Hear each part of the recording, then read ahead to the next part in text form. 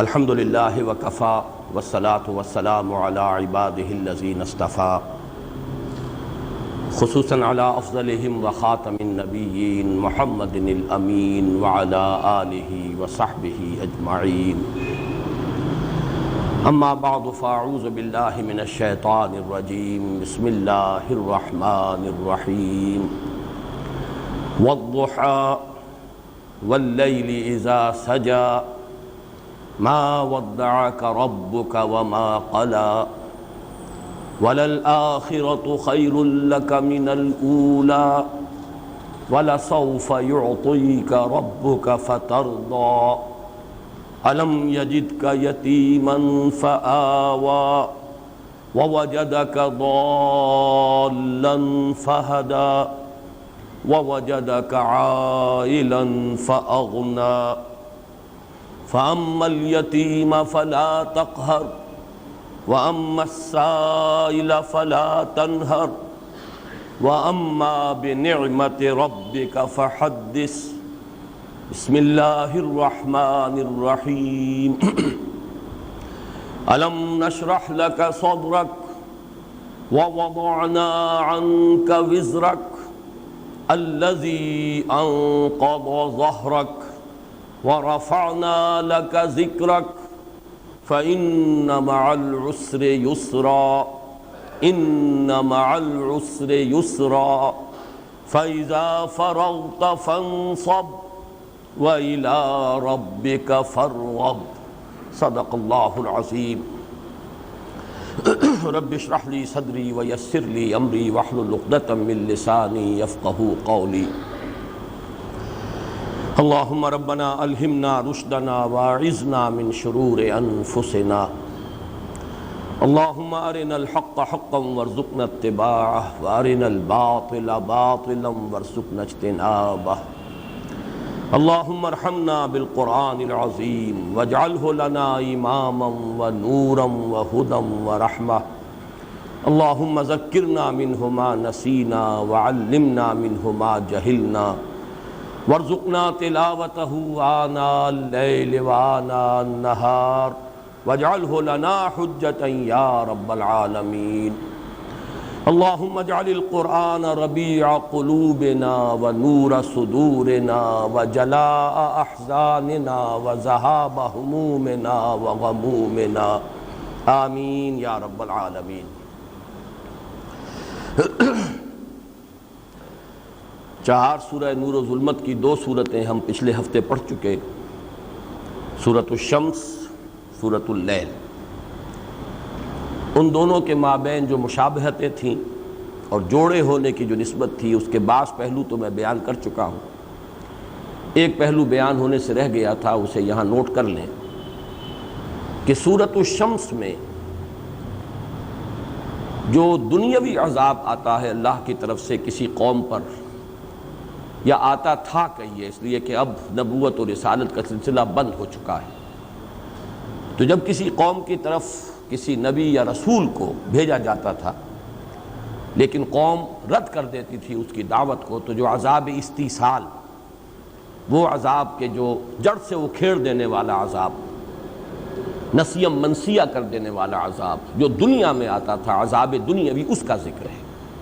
کذبت ثمود بطغواها اذ انبعث اشقاها فقال لهم رسول الله ناقة الله وسقياها فكذبوه فعقروها۔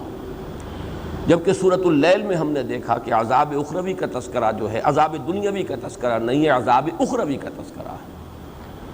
وما يغني عنه ماله اذا تردى ان علينا للهدى وان لنا للآخرة والأولى فانذرتكم نارا تلظى لا يصلاها الا الاشقى الذي كذب وتولى۔ تو یہ دو عذاب ہیں، آخرت کا عذاب جو دائمی ہے، مستقل ہے، اور ایک دنیا کا عذاب، عذاب استیصال، قوموں پر ہلاکت کا اللہ تعالیٰ کا وہ فیصلہ جو کسی رسول کی دعوت کو رد کرنے کی سزا کے طور پر دنیا میں آتا رہا ہے۔ اب ہم آ رہے ہیں اس چہار سورہ نور و ظلمت کا جو دوسرا جوڑا ہے، سورۃ الضحیٰ اور سورۃ الانشراح۔ ان دونوں صورتوں کے مابین جو جوڑے ہونے کی نسبت ہے وہ اظہر من الشمس ہے، اس درجے میں کہ واقعہ یہ ہے کہ یہ تو بالکل ایک ہی صورت محسوس ہوتی ہیں، اتنا تسلسل ہے، اتنا ربط ہے، باہم اس طرح آپس میں پیوست ہیں ان کے مضامین کہ ان کو یوں کہا جا سکتا ہے تعبیر کے طور پر کہ ان کو دو حصوں میں تقسیم ہی اس لیے کیا گیا ہے کہ یہ ایک جوڑے کی شکل اختیار کر لیں، ورنہ یہ تو ایک وحدت ہے جس کو ہم کہہ سکتے ہیں جدید اصطلاح میں آرگینک ہول، حیاتیاتی وحدت، جن کو کہ علیحدہ کرنا ممکن نہیں ہوتا، ایک ایسی وحدت جس کے اجزاء کو علیحدہ علیحدہ نہیں کیا جا سکتا۔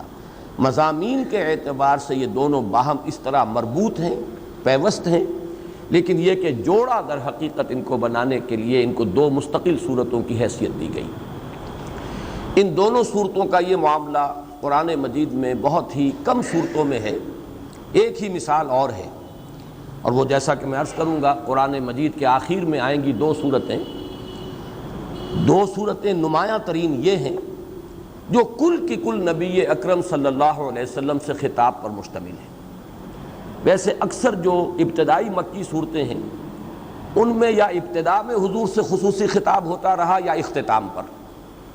سورۃ المدثر، سورۃ المزمل ابتدا میں حضور سے خطاب ہے، سورۃ العلق جو اب آگے آنے والی ہے، سورہ نون یا سورہ قلم ان کے شروع میں حضور سے خطاب ہے، نون والقلم وما یسطرون ما انت بنعمت ربک بمجنون وان لک لاجرا غیر ممنون۔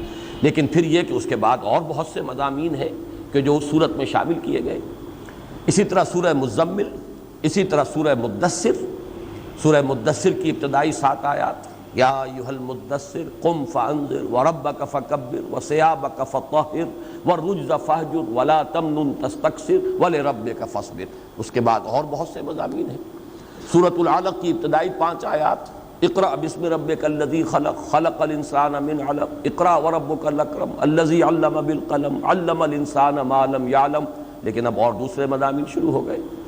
لیکن یہ 4 صورتیں قرآن مجید میں ایسی ہیں، دو تو یہ ہیں سورۃ الضحیٰ، سورۃ الانشراح، کل کی کل حضور سے خطاب پر مشتمل ہے، اور خصوصی معاملہ ہے، معلوم ہوتا ہے کہ خالص نجی سطح پر یہ تو یوں سمجھیے سرگوشی کا انداز ہے، بالکل انفرادی سطح پر اللہ تعالیٰ خطاب فرما رہے ہیں نبی اکرم صلی اللہ علیہ وسلم کو۔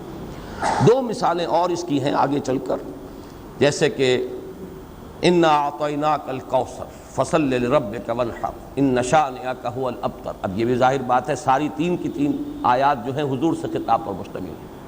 یا سورۃ النصر ہے، اذا جاء نصر اللہ والفتح ورأیت الناس يدخلون فی دین اللہ افواجا فسبح بحمد ربک واستغفر انہ کان توابا۔ وہ 2 صورتیں جو ہیں قرآن حکیم کی سب سے چھوٹی صورتوں میں سے ہیں۔ 3 صورتیں ہیں قرآن حکیم کی جو 3 آیات پر مشتمل ہیں، سورۃ العصر، سورۃ الکوثر اور سورۃ النصر۔ ان میں سے 2 وہ ہیں کہ جن میں بالکل انفرادی سطح پر نبی اکرم صلی اللہ علیہ وسلم سے خطاب ہے، اور کل کی کل جو صورت ہے آپ ہی سے خطاب پر مشتمل ہے۔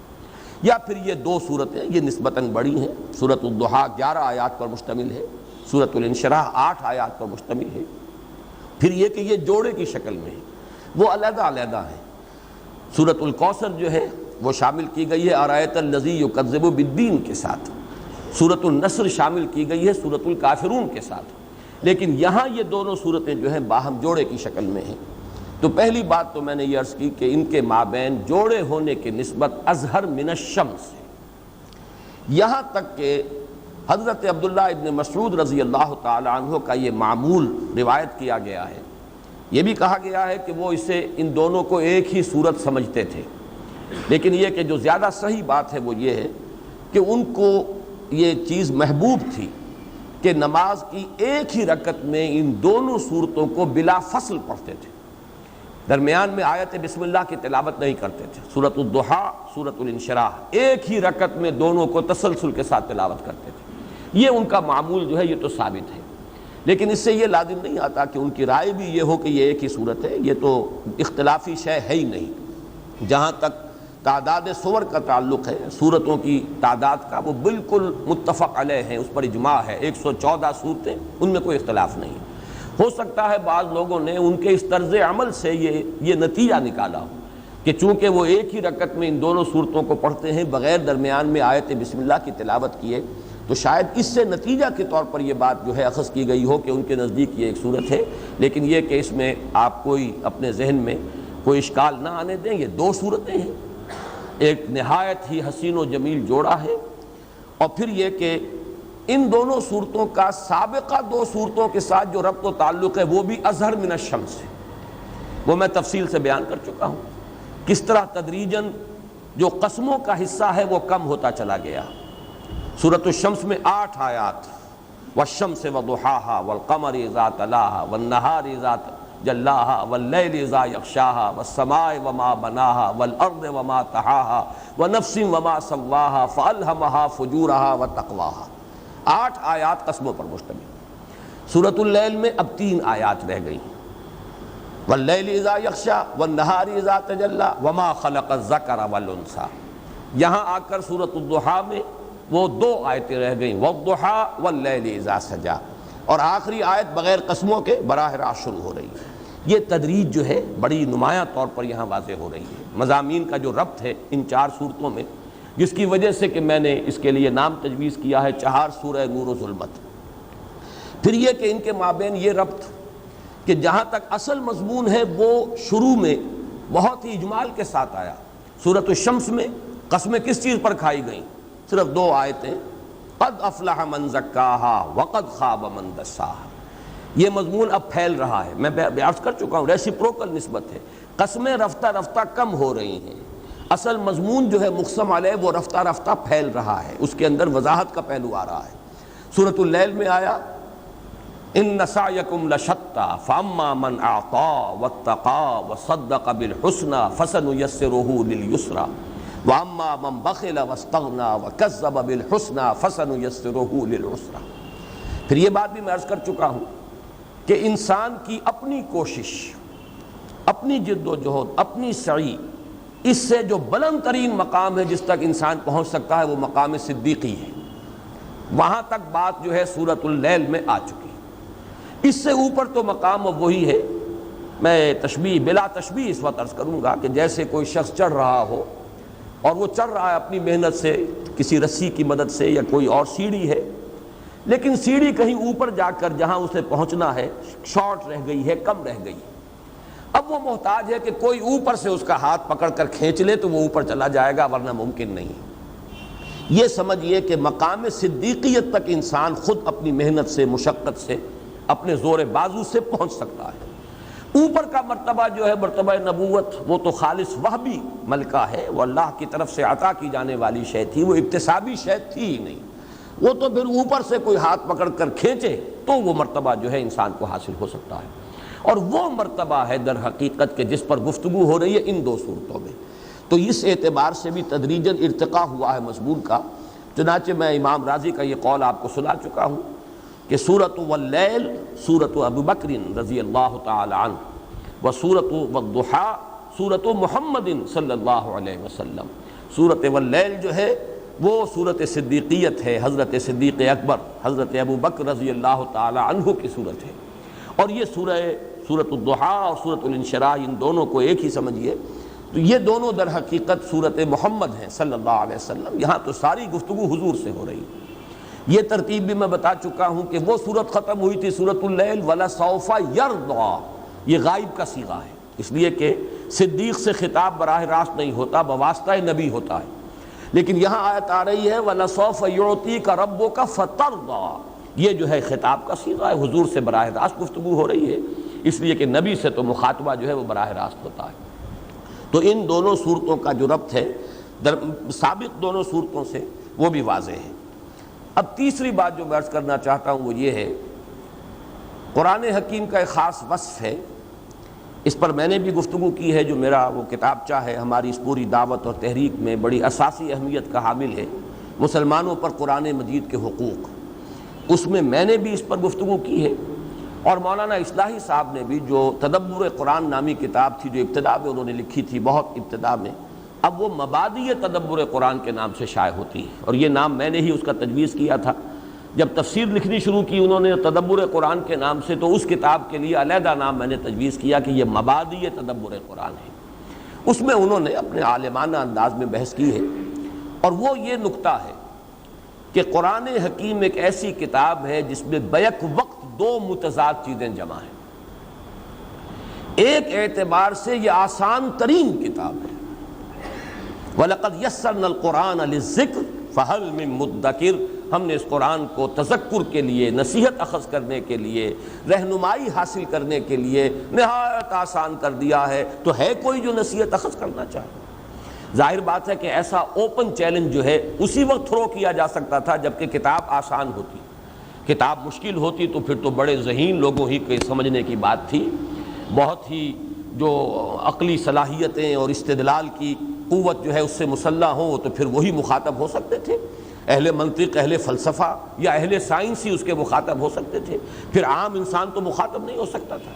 لیکن یہ چیلنج ہے وَلَقَدْ يَسَّرْنَا الْقُرْآنَ لِلذِّكْرِ فَهَلْ مِن مُدَّكِرٍ، ایک انتہا یہ ہے کہ آسان کتاب، نہایت آسان کتاب، لیکن دوسرا پہلو نہایت مشکل کتاب، اس کی گہرائی کو ناپنا ممکن نہیں ہے، کسی انسان کے لیے ممکن نہیں، وہ رازی ہو، زمخشری ہو، کوئی ہو، کسے باشد، کشاف ہو، رومی ہو، رازی ہو، غزالی ہو، کوئی بھی ہو، کسی کے لیے ممکن نہیں ہے کہ اس کی گہرائی تک پہنچ جائے، اس لیے کہ یہ تو اس کی اتھاہ ہے، اس کی گہرائی، اس کی وسعت، کوئی شخص جو ہے اس کو عبور نہیں کر سکتا کہ یہ کہہ سکے جیسے دریا میں نے عبور کر لیا، ایک کنارے سے دوسرے کنارے تک چلا گیا، اس لیے کہ یہ تو ناپیدا کنار ہے، اس کا کوئی کنارہ ہے ہی نہیں۔ اس اعتبار سے تدبر قرآن کے اعتبار سے یہ مشکل ترین کتاب ہے، اور تذکر بالقرآن کے اعتبار سے یہ آسان ترین کتاب ہے۔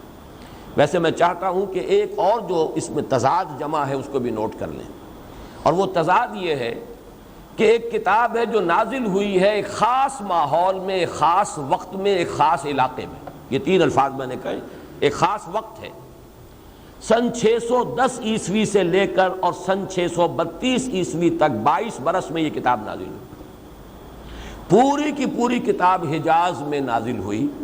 چند آیات کو آپ کہہ سکیں گے سورہ توبہ کی کہ وہ اس سے مستثنیٰ ہوں گی کہ آپ جب سفر تبوک پر گئے تھے تو جاتے آتے بھی کچھ آیات نازل ہوئی ہیں تو حجاز سے ذرا آگے جا کر، لیکن واقعہ یہ کہ وہ بھی حجاز کا سرا بن جاتا ہے، وہیں سے حجاز کا آغاز ہے۔ ایک خاص جغرافیائی ماحول میں، ایک خاص زمانے میں، ایک خاص قوم اس کی مخاطب اولین تھی، تو اس اعتبار سے کتنی محدودیتیں جمع ہو گئیں، لیکن اس میں ہدایت ابدی ہے، ہمیشہ ہمیش کے لیے، ہر انسان کے لیے، یہاں تک کہ اس دور میں علامہ اقبال جیسا شخص جو ہے اس کے اگر علم کی پیاس کو کوئی تسکین حاصل ہوئی ہے آ کر تو قرآن مجید کے دامن میں، سارے فلسفے پڑھ لیے، مشرق کے، مغرب کے، قدیم جدید، یورپ میں جا کر وقت گزار لیا، لیکن وہ جو علم کی پیاس تھی اسے تسکین نہیں میسر آئی، نہ کہیں جہاں میں اما ملی جو اما ملی تو کہاں ملی میرے جرم خانہ خراب کو تیرے عفو بندہ نواز میں۔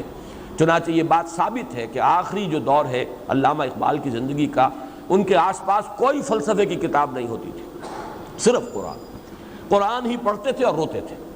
اور پھر جب پوچھا ہے سید نذیر نیازی نے کہ یہ لوگ کہتے ہیں کہ آپ کا فلسفہ فلاں سے ماخوذ ہے، فلاں فلسفی سے آپ نے تصورات مستعار لیے ہیں، کیا آپ خود بتائیں گے؟ تو فرمایا کہ ہاں، کل آ جانا فلاں وقت میں تمہیں لکھوا دوں گا میرے فلسفہ خودی کا سورس کیا ہے۔ بہت خوش، یہ ہمارے ہاں ہی محاضرات میں یہ واقعہ سید نذیر نیازی مرحوم نے خود سنایا تھا، اور وہ ہمارے ہاں جو کتاب چاہے اس میں اشاعہ شدہ ہے۔ تو بہت خوش ہوئے کہ میں جا رہا ہوں آج شاعر مشرق، جو راز کسی پہ نہیں کھلا، وہ راز کملی والے نے سمجھا دیا چند اشاروں میں، آج وہ راز جو ہے علامہ اقبال جو ہے حکیم امت شاعر مشرق مجھے بتائے۔ تو پینسل کاغذ لے کر بیٹھا ہوں تو کہا کہ ذرا یہ قرآن مجید نکال لاؤ، تو کہتے ہیں کہ میں حیران رہ گیا، بلکہ ایک اعتبار سے یہ سمجھیے اوس سی پڑ گئی مجھ پر، لیکن یہ کہ پھر ان کا سورۃ الحشر کھولو، اس کا آخری رکوع اور وہ آیت وَلَا تَكُونُوا كَالَّذِينَ نَسُوا اللَّهَ فَأَنسَاهُمْ أَنفُسَهُمْ أُولَٰئِكَ هُمُ الْفَاسِقُونَ۔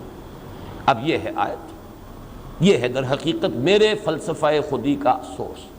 تو یہ میں عرض کر رہا تھا کہ اصل مضمون تو میرا یہ تھا آج کے لیے کہ قرآن مجید ایک اعتبار سے آسان ترین کتاب، دوسرے اعتبار سے مشکل ترین کتاب، ایک اعتبار سے اس کی محدودیتیں، زمانہ نزول، مقام نزول، مخاطب اولین، اس اعتبار سے نہایت محدود معاملہ، لیکن اس کی ہدایت، اس کی گائیڈنس لامحدود، ہمیشہ ہمیش کے لیے، پوری نوع انسانی کے لیے، اور ہر سطح ذہنی کے انسان کے لیے۔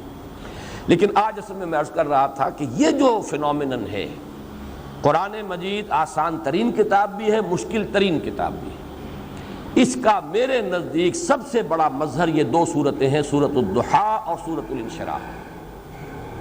وجہ کیا ہے؟ ان دونوں صورتوں میں کوئی لفظ مشکل نہیں، لغت کی گہرائیوں میں جانے کی ضرورت ہی نہیں، اکثر و بیشتر الفاظ وہ ہیں کہ جو سابقہ صورتوں کے اندر اور وضاحت کے ساتھ آ چکے ہیں، ویسے بھی مشکل نہیں، ضحیٰ آ چکا ہے اور اسی طریقے سے رات اس کی گواہی آ چکی ہے، کوئی لفظ مشکل نہیں یہاں۔ پھر یہ کہ کوئی نحوی اشکال اس میں نہیں، یوں سمجھیے کہ جسے ہم کہتے ہیں کہ ہر زبان کا جو سب سے اونچا ادب ہوتا ہے اسے سہل ممتنع کہتے ہیں، بات بہت اونچی کہی جائے لیکن سادہ ترین زبان میں اور سادہ ترین الفاظ میں، آسان ترین زبان میں، اور یہی مشکل ہے۔ اصل میں مشکل مضامین کو ثقیل اصطلاحات میں، ثقیل زبان میں بیان کرنا آسان ہے، لیکن بلند مضامین کو آسان زبان میں بیان کرنا مشکل ہے۔ اس اعتبار سے سہل ممتنع کہا جاتا ہے وہ اشعار یا وہ عبارتیں کہ جو بہت سادہ ہوں لیکن بہت گہری ہوں۔ تو میں یہ سمجھتا ہوں کہ ویسے تو قرآن مجید پورا کا پورا سہل ممتنع کی ایک مثال ہے، لیکن یہ دو صورتیں اس اعتبار سے بہت نمایاں، کوئی لفظ مشکل نہیں۔ معلوم ہوتا ہے کہ صاف سا ترجمہ ہر شخص کر لے گا، لیکن یہ ہے کہ جبکہ نہ کوئی لفظ مشکل نہ کوئی نحوی اشکال، اس کے باوجود بعض پہلو ایسے ہیں کہ جن کے اعتبار سے نہایت مشکل سوالات سامنے آتے ہیں، اور وہ دو پہلو یہ ہیں کہ یہاں مخاطب ہے محمد صلی اللہ علیہ وسلم، آپ کا مقام، آپ کا مرتبہ، زبان لڑکھڑاتی ہے آپ کے لیے لفظ ضال استعمال کرنا۔ وہ کیا تھا بوجھ جو آپ پر پڑا ہوا تھا؟ الذی انقض ظہرک، جو آپ کی کمر کو توڑے دے رہا تھا، وہ کون سا بوجھ تھا؟ کیا مشقت تھی؟ پھر یہ کہ نظر آ رہا ہے جیسے کہ ہمت کچھ پست سی ہو رہی ہو۔ اب دیکھیے میں یہ الفاظ استعمال کر رہا ہوں اور ڈر رہا ہوں کہ حضور کی شان میں یہ لفظ ہم استعمال کریں، لیکن ان صورتوں کا جو پس منظر ہے وہ سامنے آ ہی نہیں سکتا۔ جیسے کچھ بددلی سی ہے، جیسے کچھ مایوسی سی ہے، جیسے کچھ حوصلہ پست ہو رہا ہے، جیسے کچھ ہمت جواب دے رہی ہے، جیسے کوئی اعصابی اضمحلال ہے۔ یہ کیفیات اب حضور کے بارے میں ان چیزوں کا تصور کرنا، آپ کا مقام رفیع، آپ کا مرتبہ بلند، اس کے حوالے سے یہ سوالات جب اٹھتے ہیں تو واقعہ یہ کہ ایک آدمی گھبرا کر رہ جاتا ہے۔ بلکہ آج میں سوچ رہا تھا کہ میں نے سورہ الحدید کی اس آیت کے بارے میں بارہا جو آپ کو الفاظ سنائے ہیں امام رازی رحمۃ اللہ علیہ کے، هو الاول والآخر والظاہر والباطن کے بارے میں، اعلم ان هذا المقام مقام غامض مہیب عمیق، ہوشیار کے رہبر دم تیغ قدم راہ، ہوشیار ہو جاؤ، یہ مقام بڑا خطرناک ہے، بہت یوں مہیب ہے، پر ہیبت ہے، پر جلال ہے، بہت گہرا ہے، بہت مخفی ہے۔ هو الاول والآخر والظاہر والباطن، اس لیے کہ اس میں اللہ کی ذات زیر بحث آ رہی ہے، باقی تمام معاملات صفاتی ہیں، یہاں پہ کوئی مسئلہ ذات کا ہے۔ کوئی خاص وجہ ہے کہ یہاں حرف واو آ رہا ہے جبکہ اللہ تعالیٰ کے اسماء میں قرآن مجید میں کہیں درمیان میں حرف عطف نہیں آتا۔ هو اللہ الذی لا الہ الا هو الملک القدوس السلام المؤمن المہیمن العزیز الجبار المتکبر، 8 اسماء آ گئے، حرف عطف نہیں ہے۔ لیکن یہاں هو الاول والآخر والظاہر والباطن، کیا وجہ ہے؟ اتنا فرق اسلوب کا کیوں ہے؟ اور وہاں پر یہ کہ واقعتاً آدمی جو ہے حیران اور ششدر ہو کر کھڑا رہ جاتا ہے، زبان کھولتے ہوئے ڈرتا ہے کہ کیسے تعبیر کروں اس حقیقت کو۔ ذرا سی زبان جو ہے اگر پھسل گئی تو وہ کفر ہو جائے گا، وہ ہماوست بن جائے گا، پینتھیزم بن جائے گا۔ لیکن یہ کہ الفاظ کچھ بول رہے ہیں، ابھر کر سامنے آ رہے ہیں، ان کا حق ادا کرنے کو ظاہر بات ہے اس کا تقاضا ہے کہ حق ادا کیا جائے۔ وہی اول، وہی آخر، وہی ظاہر، وہی باطن، معلوم ہوا وہی وہ، اب کیسے تعبیر کریں اس کو؟ تو جیسے وہ مقام ہے جس کے بارے میں وہ الفاظ کہ اعلم ان ھذا المقام مقام غامض محیب عمیق، اسی طرح کا مقام یہ ہے میرے نزدیک سورۃ الضحیٰ اور سورۃ الانشراح۔ یہاں ذات محمدی زیر بحث ہے صلی اللہ علیہ وسلم، اور بلکہ جیسا کہ بہت سے شعراء نے تو کہا ہے کہ اللہ تعالیٰ کی ذات کے بارے میں تو آدمی کچھ کمی بیشی کر بھی جائے تو کوئی گھبراؤ نہیں، کوئی ایسی بات نہیں ہے۔ با خدا دیوانہ باشد با محمد ہوشیار، یہ تو بڑی نزاکت کا معاملہ ہے۔ نفس گم کردمی آیت جنید و بایزیدیں جا، یہ تو وہ مقام ہے کہ یہاں پر آ کر بایزید اور جنید جو ہے ان کی بھی جو ہے یوں سمجھیے کہ ان کی بھی سٹی گم ہو جاتی ہے. یہ الفاظ میں نے ذرا ثقیل الفاظ نفس گم کردہ می آیا جنید و بایزیدی جا. تو یہ جو مقام ہے ذات محمدی صلی اللہ علیہ وسلم اور ان کے وہ احساسات، اب ان کے بارے میں وہ الفاظ استعمال کرتے ہوئے زبان لڑکھڑاتی ہے. اسی اعتبار سے میں یہ عرض کر دوں، ان صورتوں کا حق نہ لغت اور ادب کے ماہرین ادا کر سکتے ہیں. اس میں تو کوئی اشکالات ایسے ہیں ہی نہیں، نہ لغت کے، نہ ادب کے، نہ بیان کے، نہ نحوی اشکال.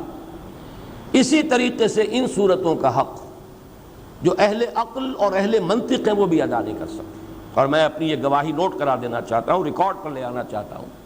بہت مایوسی ہوئی ہے مجھے امام راضی کی تفسیر سورۃ الضحیٰ اور سورۃ الانشراح کی پڑھ کر. معلوم ہوتا ہے جس کو انگریزی میں کہتے ہیں بیٹنگ اباؤٹ دی بش، ادھر ادھر ہی چکر لگا رہے ہیں. ان صورتوں کا جو اصل مضمون ہے معلوم ہوتا ہے کہ اس تک ان کی رسائی نہیں ہو رہی. اس کے حوالے سے میں آپ کو ایک خاص بات بتا دینا چاہتا ہوں. تفسیر قرآن کوئی کامل مکمل نہیں ہے، ممکن نہیں ہے کہ کوئی کامل اور مکمل تفسیر ہو سکے. کامل تو قرآن ہے، اس لیے کہ اللہ کا کلام ہے. اللہ کے علم میں کمی نہیں، اللہ کی حکمت میں کمی نہیں، حکمت بالغہ، حکمت کاملہ، علم کامل. لیکن ہر انسان چاہے وہ راضی ہو اور چاہے وہ کشاف ہو اور چاہے وہ ابن کثیر ہو، چاہے وہ ابن تیمیہ ہو رحمہم اللہ، سب کا اپنا اپنا مقام ہے. لیکن ہر شخص کا اپنا ایک مزاج ہوتا ہے، ہر شخص کا ایک زاویہ نگاہ ہوتا ہے، ہر شخص کا اپنا ایک ذوق ہوتا ہے. کوئی شخص بھی اس سے ماورا نہیں ہو سکتا. ہر شخص کا ایک ذوق ہے، ایک مزاج ہے، ایک افتاد طبع ہے. اس کے اعتبار سے اسے یہ جو حقیقت کلی ہے قرآن کی، اس کے کسی ایک پہلو سے یا بہت بڑا تیر کوئی مارے گا تو ایک سے زائد دو پہلوؤں سے اس کو مناسبت ہو جائے گی. لیکن ہمہ جہتی اس کا تعلق ہونا، تمام فیسٹس جو ہیں قرآن کے، تمام پہلو جو ہیں ان کا احاطہ کرنا کسی ایک انسان کے بس میں نہیں. بعض لوگ جو ہیں تفسیر کرتے ہیں روایات کی بنیاد پر، بعض کرتے ہیں جیسے کہ امام راضی ہیں منطق کی بنیاد پر، فلسفے کی بنیاد پر. امام زمخشری نے سارا زور لگا دیا ہے ادب پر اور لغت پر. اپنا اپنا ایک ان کی کنٹریبیوشن ہے، اور ہمارے لیے سب کی کنٹریبیوشن جو ہے وہ بہت ہی قابل قدر ہے. ہمیں ادھر سے بھی لینا، ادھر سے بھی لینا. لیکن یہ کہ اس میں قطعاً کسی شخص کی توہین نہیں ہے اگر یہ کہا جائے کہ فلاں شخص فلاں پہلو سے گویا کہ محروم رہا ہے، ایک پہلو سے اس نے کنٹریبیوٹ کیا ہے، بہت کچھ ہمیں دیا ہے اور ہمیں اس کی قدر کرنی چاہیے. اسی کے حوالے سے میں نے چونکہ جو بھی میری سوچ ہے اور میرا مطالعہ رہا ہے، اور اب تو ظاہر بات ہے کہ عمر کے آخری سرحدوں میں پہنچا ہوا ہوں، جو بھی سوچنا تھا سوچ چکا ہوں. لیکن یہ کہ میں نے اپنی سوچ کے بھی 4 اینگلز جو ہیں وہ بتائے ہیں کہ میں نے 4 گوشوں سے استفادہ کیا ہے. قرآن مجید کا ایک پہلو ہے تحریک، انقلاب، حرکت. یہ مولانا ابوالکلام آزاد اور مولانا مودودی، ان دونوں نے در حقیقت قرآن کے اس پہلو کو نمایاں کیا. بہت بڑی کنٹریبیوشن ہے. قرآن کا ایک پہلو یہ ہے اس کا اسلوب، اس کا باہمی ربط، اس کے الفاظ، اس کی آیات کا آپس میں ربط، سورتوں کا آپس میں ربط، سورتوں کے گروپ بنے تو ان کا ربط. یہ وہ پہلو ہے جو مولانا فراہی اور مولانا اصلاحی صاحب نے اس میں بہت کچھ کنٹریبیوٹ کیا ہے.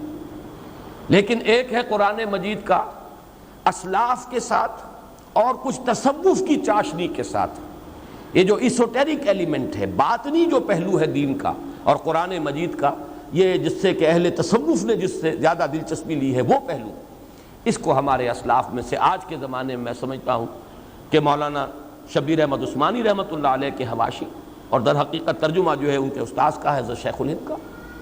پھر یہ کہ قرآن مجید کے حوالے سے فکر جدید پر تنقید، کہ فکر جدید اور جدید نظریات میں کتنا حصہ غلط ہے، کتنا صحیح ہے.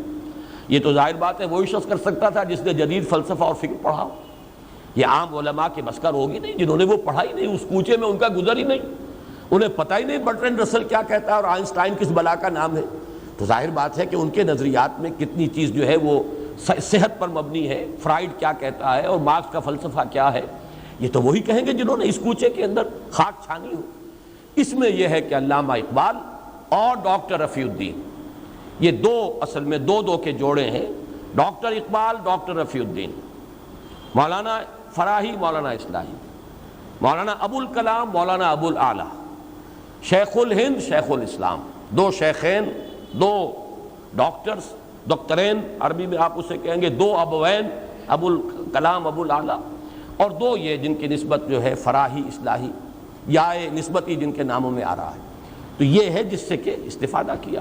تو میں نے آج یہ بات دوبارہ اس لیے دہرا دی ہے کہ جو بھی طالب علم ہے قرآن کا، اسے یہ اصول کے طور پر سمجھ لینا چاہیے کہ جب تک وہ پینورامک نہیں بنائے گا اپنے ویو کو، اگر کسی ایک ہی شخص کے ساتھ یا ایک ہی شخصیت کے ساتھ یا ایک ہی تفسیر یا ایک ہی مفسر کے ساتھ اس نے اپنے آپ کو نتھی کر لیا، تو گویا کہ وہ محروم کر رہا ہے اپنے آپ کو قرآن مجید کے دوسرے پہلوؤں سے کہ جو اس مصنف یا مفسر کے ذوق سے زیادہ مناسبت نہیں رکھتا تھا، لہذا اس نے اس پر توجہ نہیں کی. زیادہ سے زیادہ پینورامک بنانے کی کوشش کرنی چاہیے. تو یہ جو میں نے عرض کیا تھا کہ ان دونوں صورتوں کا حق نہ ادب و لغت کے حوالے سے ادا کیا جا سکتا ہے، نہ عقل و منطق کے حوالے سے، بلکہ ان دونوں کا خاص معاملہ وہ ہے کہ جو صوفیاء، تصوف کا ذوق رکھنے والے متصوفین، انہوں نے، اور اس لیے کہ وہ در حقیقت علم النفس اور نفسیات انسانی کے سب سے بڑے ماہر ہمارے صوفیاء تھے، اس میں کوئی شک نہیں. جدید نفسیات کے ماہرین تو پانی بھریں گے ان کے سامنے، اس لیے کہ وہ تو در حقیقت انسان کے صرف ایک پہلو سے واقف ہیں. وہ انسان کے صرف اینیمل بینگ جو ہے اس کی جو نفسیات ہیں اس کو جاننے والے ہیں، اس سے آگے نہیں. اصل انسان، ایک کل انسان، پورا انسان، the whole man, the whole human being, یہ تو ان کے سامنے ہے ہی نہیں. وہ اس کے روحانی وجود سے واقف ہی نہیں. وہ تو در حقیقت صرف اس کے جو حیوانی وجود ہے اسی کو انہوں نے اپنی گفتگو کا موضوع بنایا، ریسرچ کا موضوع بنایا، تحقیق و تجسس کا موضوع بنایا، لہذا وہ تو بہت ہی پیچھے ہیں. لیکن یہ ہے کہ اس میں جو ہمارے صوفیاء کرام ہیں انہوں نے اس کو سمجھا ہے. بلکہ آج مجھے ایک فارسی کا مصرع یاد آیا، بڑا پیارا ہے. چو معاملہ نہ دارد سخن آشنا نہ باشد. اگر کسی کے اپنے دل میں کوئی محبت کی آگ کبھی لگی نہ ہو، اس کی جو گفتگو ہوگی، اس کی جو بات ہوگی، اس میں وہ آشنائی کا انداز ہوگا ہی نہیں. یہ تو جس کا اپنا تجربہ ہو کچھ، وہ جب بات کرتا ہے تو پھر اسے محسوس ہوتا ہے کہ یہ شخص جانتا ہے، یہ اس کوچے سے گزرا ہے، یہ اس کی اپنی واردات قلبیاں ہیں، یہ احساسات جو ہیں ان کا اسے تجربہ ہوا ہے. جو معاملہ نہ باشد، جس کا کوئی معاملہ ہوا ہی نہیں کبھی، سخن آشنا نہ باشد، وہ اوپری باتیں کرتا رہے گا، سطحی سی باتیں ہوں گی، اوپر سے نکل جائیں گی، معلوم ہوگا کہ بڑی بھاری بھرکم باتیں ہو رہی ہیں، بڑی فلسفیانہ باتیں ہو رہی ہیں، لیکن وہ کہیں دل میں اترے گی نہیں، وہ پیئرس کرنے کی صلاحیت ان میں نہیں ہوگی. چو معاملہ نہ باشد سخن آشنا، چو معاملہ نہ دارد سخن آشنا نہ باشد. تو یہ معاملہ جو ہے میں خاص طور پر بعد میں آپ کو بتاؤں گا کہ مجھے جو ان صورتوں کے ضمن میں جو خصوصی رہنمائی ملی ہے وہ ان چاروں سورسز میں سے کسی سے نہیں، بلکہ یہ تفسیر مظہری جس کے مصنف اور مفسر جو ہیں قاضی ثناء اللہ پانی پتی، وہ سلسلہ مجددیہ نقشبندیہ کے ایک بہت بڑے بزرگ ہیں جو گزرے ہیں ماضی قریب میں، زیادہ پرانے نہیں ہیں. میرزا مظہر جانے جانا شہید رحمت اللہ علیہ کے یہ خلیفہ تھے، قاضی ثناء اللہ پانی پتی. لیکن یہ نوٹ کیجئے، ایک ہمارے ہی دور میں بھی ثناء اللہ امرتسری رحمہ اللہ، انہوں نے تفسیر لکھی، لیکن انہوں نے اپنی تفسیر کا نام رکھا تفسیر ثنائی اپنے نام سے. ایک یہ ثناء اللہ ہے پانی پتی، انہوں نے اپنی تفسیر کا نام رکھا تفسیر مظہری، اپنے استاد کی طرف اسے منسوب کیا ہے. میرزا مظہر جانے جانا، اپنے نام کی طرف نسبت نہیں دی. اسی سے اندازہ ہو جاتا ہے کہ احساسات میں اور نقطہ نظر میں کتنا فرق ہے. ان کا ذوق کیا ہے، وہ سب کچھ منسوب کر رہے ہیں اپنے علم کو اپنے استاد کی طرف. آج ہم جو ہے وہ سب کچھ منسوب کرنا چاہتے ہیں اپنی طرف، کہ معلوم ہوتا ہے سب کچھ مجھ پر منکشف ہوا ہے، شاید یہ براہ راست وہی جو ہے مجھ پر ہوئی ہے. لیکن جبکہ ہمارے اسلاف کا انداز بالکل مختلف تھا کہ وہ تو یہ سمجھتے تھے کہ جو بھی کچھ ہے وہ ہمیں اپنے اساتذہ سے، اپنے مرشدین سے ملا ہے، ہم تو ان کی خاک پا کے برابر ہیں. تو انہوں نے تفسیر کا نام تفسیر مظہری رکھا ہے. بہرحال یہ کچھ طویل تو ہو گئی ہے تمہید، لیکن اب آئیے کہ ہم اس سورہ مبارکہ کا مطالعہ شروع کریں. وَالضُّحَىٰ وَاللَّيْلِ إِذَا سَجَىٰ مَا وَدَّعَكَ رَبُّكَ وَمَا قَلَىٰ. قسم ہے روز روشن کی، دھوپ چڑھے کا جو وقت ہے وہ میں بیان کر چکا ہوں. صلاۃ الضحیٰ تقریباً 10 بجے 11 بجے یعنی زوال سے متصلاً قبل جو ہے صلاۃ الضحیٰ ہے، 10 بجے کا وقت. یہ وہ وقت ہے جب کہ دن پوری طرح روشن بھی ہو گیا اور اس میں کچھ تمازت اور حدت جو ہے، حرارت اور گرمی بھی آ گئی، اور حرکت اور اس کے اندر تگ و دو، بھاگ دوڑ معاش کے لیے سب کے سب جو ہے وہ اپنی اس حرکت کے اندر مصروف ہیں۔ اور اس کے بالمقابل واللیل اذا سجا، یہاں یہ رات کے لیے کے ساتھ جو لفظ آیا وہ نیا لفظ ہے، اس سے پہلے یغشا تو آیا ہے، یغشاہا، واللیل اذا یغشاہا سورۃ الشمس میں، اور واللیل اذا یغشا سورۃ اللیل میں، ڈھانپ لینے والی رات۔ معلوم ہوتا ہے کہ جیسے کوئی چادر تان دی گئی، اوپر چھپا دیا گیا کسی شے کو، زمین کو ڈھانپ دیا، یا سورج کے آگے رات جو ہے چادر بن کر تن گئی، اب آپ کو سورج نظر نہیں آ رہا، اس کی روشنی کا سلسلہ منقطع ہو گیا۔ لیکن یہاں لفظ لایا گیا ہے واللیل اذا سجا۔ یہ سجا کے لفظ میں جو بنیادی مفہوم ہے وہ سکون، چنانچہ بحر ساجن کہتے ہیں سمندر کی وہ کیفیت جس میں کوئی تلاطم نہیں ہے، موجیں نہیں ہیں، پرسکون سمندر جو ہے، پانی جو ہے پرسکون ہے، یہ بحر ساجن۔ تو واللیل اذا سجا، جب کہ رات پوری سکون اس میں طاری ہو گیا، حرکت ختم ہو گئی، پرندے بھی اپنے گھونسلوں میں چلے گئے، انسان بھی اپنے گھروں میں جو بھی رین بسیرا ہے ہر ایک کا، وہاں اس نے جا کر بسیرا لے لیا، ہر طرف ایک سکون کی کیفیت ہے۔ تو ایک طرف حرکت، تمازت، حدت، اور ایک طرف رات کی تاریکی اور اس میں خاص طور پر سکون، حرکت نہیں بلکہ سکون کی کیفیت، ان دونوں کی قسمیں کھائیں۔ اور مقسم علیہ کیا ہے؟ ما ودعک ربک وما قلی، نہیں رخصت کیا آپ کو آپ کے رب نے اور نہ ہی وہ بیزار ہوا۔ اب یہ الفاظ جو ہیں خاص طور پر نوٹ کیجئے، ان کے پس منظر میں کیا چیز جھلک رہی ہے کہ کوئی ایسا احساس شدید ہوا ہے محمد الرسول اللہ صلی اللہ علیہ وسلم کو، کوئی ایسا اندیشہ لاحق ہوا ہے کہ شاید میرا رب ناراض ہو گیا، شاید میرے رب نے مجھ سے اپنا تعلق منقطع کر لیا، شاید میرے رب نے مجھے چھوڑ دیا، شاید اس کی عنایتیں اب شامل حال نہیں رہی، شاید اس کی شفقت و محبت جو ہے اب میں اس کا مرکز نہیں رہا۔ یہ تشویش، یہ کیفیت جو ہے، یہ اضطراب، یہ پس منظر میں ہے، اس لیے کہا جا رہا ہے ما ودعک ربک وما قلی، نہیں اے محمد صلی اللہ علیہ وسلم ایسا خیال اپنے قریب مت آنے دیجئے، نہ آپ کے رب نے آپ کو وداع کیا۔ یہ وداع سے ہی ہے وداع کا تودیع، باب تفصیل میں ذرا اس میں اور تاکید کا مفہوم آ جاتا ہے۔ ایسا وداع ایک تو ہوتا ہے عارضی طور پر آپ نے وداع کیا کسی کو، پھر وہ آ جائے گا، ایک تودیع جو ہے وہ یہ مستقل انقطاع، تودیع ما ودعک ربک، نہیں کو اللہ نے آپ سے تعلق منقطع نہیں کیا، آپ کو رخصت نہیں کر دیا، آپ کو وداع نہیں کر دیا، وما قلی، اور ہرگز وہ کوئی بیزار نہیں ہوا آپ سے، ہرگز ناراض نہیں ہوا۔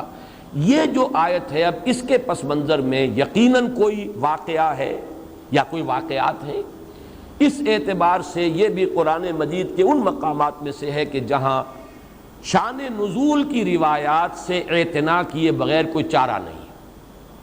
مولانا اصلاحی صاحب کا اپنا ایک ذوق ہے، وہ روایات سے حتی الامکان کرنی کتراتے ہیں، شان نزول کی روایات سے بھی بچ کر جو بھی عموم لفظی ہے اسی کے حوالے سے تفسیر کرتے ہیں، لیکن میں نے خاص طور پر نوٹ کیا یہاں کہ یہاں تو ممکن ہی نہیں رہا ان کے لیے بھی، انہیں بھی روایات ہی سے اعتنا کرنا پڑا۔ اور ایک چیز کا تو تقریباً اجماع ہے روایات میں کہ اس کے پس منظر میں ہے فترت وحی، وحی کا سلسلہ منقطع ہو گیا، کوئی وقفہ آیا ہے، اور اس میں یہ کہ مختلف اوقات میں بھی وقفے آ سکتے ہیں، لیکن جو سب سے طویل وقفہ آیا ہے وہ بالکل آغاز میں آیا ہے۔ اور یہ سورہ مدثر کے شروع میں بھی جب اس کا پس منظر بیان ہوتا ہے تو اس میں بھی یہ بات آتی ہے کہ حضور صلی اللہ علیہ وسلم پر بہت ہی وہ دن سخت گزرے ہیں فترت وحی کے، اس لیے کہ سورہ مزمل اور سورہ مدثر کے مابین کچھ فصل آ گیا، ایک وقت گزرا ہے، مدت گزری ہے کہ جس میں وحی کا سلسلہ منقطع ہو گیا۔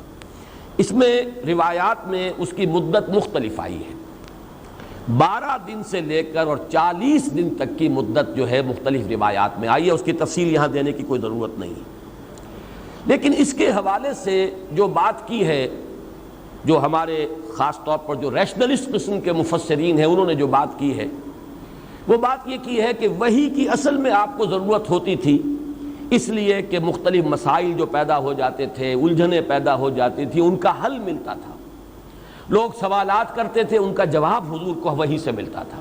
یسألونک عن الروح قل الروح من امر ربی، یسألونک عن ذی القرنین، بتا دیجئے قل ساتلو علیکم منہ ذکرا۔ تو یہ تمام جو سوالات امتحاناً کیے جاتے تھے حضور سے صلی اللہ علیہ وسلم، اصحاب کہف کے بارے میں پوچھا جا رہا ہے تو وہ تفصیل، تو یہ سوال اور جواب، اس میں بھی تسکین کا پہلو تھا حضور کے لیے۔ یا کوئی اعتراض کر دیتے تھے لوگ، اب اعتراض کا جواب دینا ہے۔ اب ایک تو یہ کہ حضور اپنی سمجھ کے مطابق، اپنے فہم کے مطابق، اور وہ فہم بھی بہرحال ہمارا فہم نہیں تھا، محمد الرسول اللہ کا فہم تھا کہ نسبت خاک رابع عالم پاک، لیکن یہ کہ پھر اس سے اوپر فہم ہے اللہ کا، فوق کل ذی علم علیم، اللہ تعالیٰ کا علم جو ہے وہ بہرحال اس سے بہت بالاتر ہے۔ تو علم خداوندی سے جب جوابات آتے تھے اعتراضات کے تو ان کے اندر زیادہ تسکین کا پہلو ہوتا تھا۔ تو ایک تو یہ چیزیں ہیں کہ جس کی وجہ سے جو وحی کا تسلسل تھا اس سے حضور کو آسانی ملتی تھی، لیکن جب وحی کا سلسلہ منقطع ہو جاتا تھا تو پھر آپ کے لیے مشکل آتی تھی۔ اسی کے لیے میں عرض کر رہا ہوں کہ قرآن مجید میں سورہ ہود میں اور سورۃ الفرقان میں یہ جو مضمون آیا ہے کہ اس وحی کے ذریعے سے، قرآن کے ذریعے سے، اے نبی ہم آپ کے دل کو، قلب مبارک کو تثبیت عطا کرتے ہیں۔ وَكُلًّا نَقُصُّ عَلَيْكَ مِنْ أَنْبَاءِ الرُّسُلِ لِنُثَبِّتَ بِهِ فُؤَادَكَ۔ اب یہ پہلو بھی کہ جو آج مجھ پر بیت رہی ہے وہ سابقہ انبیاء پر بھی بیتی ہے۔ جیسی مخالفتیں آج میری ہو رہی ہیں، اگر مجھے مجنون اور پاگل کہا جا رہا ہے تو کہا گیا تھا حضرت نوح کو بھی اور تمام رسولوں کو کہا گیا۔ اگر میرے بارے میں کہا جا رہا ہے کہ یہ کوئی اپنی دی ارج ٹو ڈومینیٹ ہے، در حقیقت یہ اپنا کوئی چاہتے ہیں غلبہ، وہ حکومت چاہتے ہیں، قیادت چاہتے ہیں، یہی بات سابقہ رسولوں کے بارے میں کہی گئی۔ تو ان کے حالات جب آتے تھے تو اس سے بھی دل ٹھکتا تھا، جمتا تھا۔ پھر جب یہ معلوم ہو گیا کہ بالآخر وہ کامیاب ہوئے اور مخالفین ناکام ہو گئے، اس سے بھی ایک ڈھارس بنتی تھی کہ یہ ساری مخالفتیں ناکام ہو جائیں گی، بالآخر اللہ کا کلمہ سربلند ہوگا اور ہدایت کا نور پھیل جائے گا۔ تو وَكُلًّا نَقُصُّ عَلَيْكَ مِنْ أَنْبَاءِ الرُّسُلِ لِنُثَبِّتَ بِهِ فُؤَادَكَ۔ بلکہ یہی بات جو سورۃ الفرقان میں آئی ہے وہ اس حوالے سے آئی ہے کہ لوگوں نے اعتراض کیا تھا، اگر یہ اللہ کا کلام ہے تو پورا کلام ایک دم کیوں نازل نہیں ہو جاتا؟ یہ تم تھوڑا تھوڑا کر کے قرآن ہمیں سناتے ہو، یہ تو بالکل ایسے جیسے شاعر جو ہے اس کا دیوان بہرحال وہ مکمل ہوتا ہے، ایک غزل آج کہہ دی، ایک کل کہہ دی، کوئی قصیدہ آج کہہ دیا، پھر بعد میں کہہ دیا، بالکل یہی حال تمہارا ہے، تھوڑا تھوڑا قرآن سنا رہے ہو۔ اگر یہ اللہ کی کتاب ہوتی تو یہ کیوں نہ پوری کی پوری جملتم واحدہ نازل ہو جاتی؟ لیکن اس کا بھی جواب دیا گیا سورۃ الفرقان میں، کذالک لنثبت بہ فؤادک ورتلناہ ترتیلا۔ یہ اس لیے ہے کہ ہم آپ کے دل کو اس کے ذریعے سے تثبیت، دل کے لیے ثبات کا سامان کرنا چاہتے ہیں، اور چونکہ یہ ایک پیہم جد و جہد ہے جو آپ کو کرنی ہے اور مسلسل یہ رد و قدا جاری رہنی ہے، لہذا ایک ہی دم نہیں، جیسے جیسے حالات ہوں گے ویسے ویسے ہم آپ کی تثبیت قلبی کا سامان آپ کو اس وحی کے ذریعے سے دیتے چلے جائیں گے۔ تو یہ مضمون اپنی جگہ پر تو بہت مکمل ہے، لیکن اشکال کیا ہے؟ اشکال جیسا کہ میں نے عرض کیا تھا، بہت سے اشکالات پیدا ہو جاتے ہیں۔ ایک اشکال اس اعتبار سے کہ حضور کی شان، علو شان کو پیش نظر رکھیں تو بعض باتیں جو ہیں اس کے ساتھ مناسبت رکھتی ہوئی بظاہر نظر نہیں آتی۔ دوسرا اشکال یہ کہ یہ بالکل ابتدائی زمانے کی صورتیں ہیں، ابھی وہ رد و قدا شروع ہوئی نہیں، ابھی کوئی پرسیکیوشن کا آغاز ہی نہیں ہوا، ابھی تو وہ صورت ہے ہی نہیں، بھٹی تپی ہی نہیں، ابھی تو وہ بھڑکی ہی نہیں آگ، وہ رد و قدا تو ہوگی ابھی چل کر، ابھی تو وہ بالکل آغاز کا دور ہے۔ اگر یہ تسلیم کر لیا جائے کہ بالکل آغاز کا زمانہ ہے یہ، تو پھر یہ کہ یہ ساری چیزیں جو ہے بالکل آؤٹ آف کانٹیکسٹ ہو جاتی ہیں۔ آپ چاہے ادھر سے ادھر سے قرآن مجید کی آیات کے حوالوں سے جتنا چاہیں اس کے اندر وزن پیدا کر لیں، لیکن اس کانٹیکسٹ کے اندر وہ آؤٹ آف کانٹیکسٹ ہے، اس لیے کہ تو بالکل ابتدائی زمانے کا یہ جو صورتیں ہیں بالکل ابتدائی دور کی صورتیں ہیں۔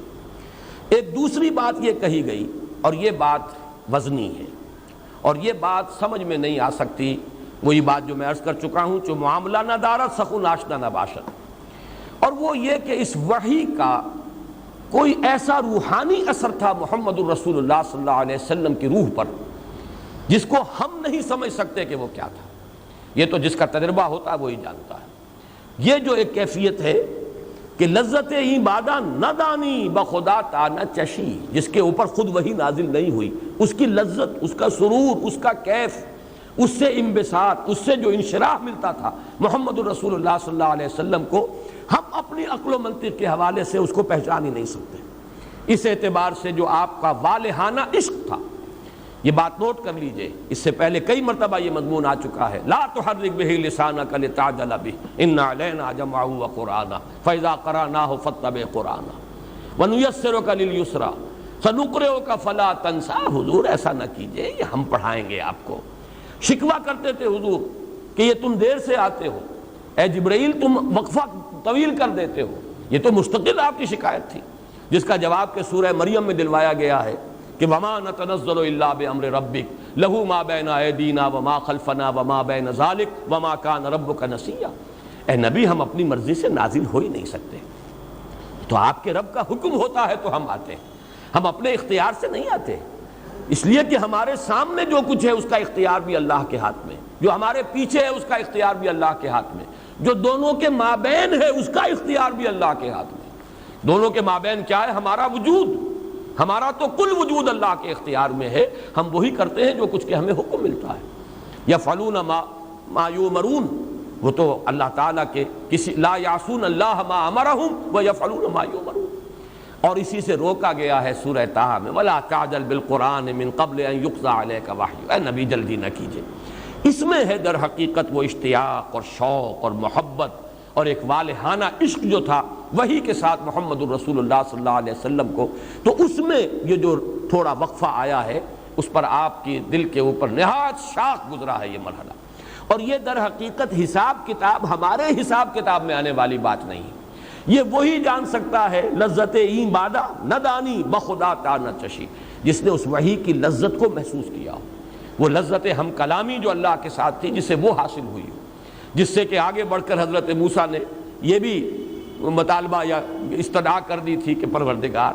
یہ جو لذت مخاطبہ و مکالمہ ہے جو مجھے میسر آ رہی ہے، ذرا ایک قدم اور آگے، رب ارنی انظر الیک، پروردگار دیدار بھی عطا فرما دے۔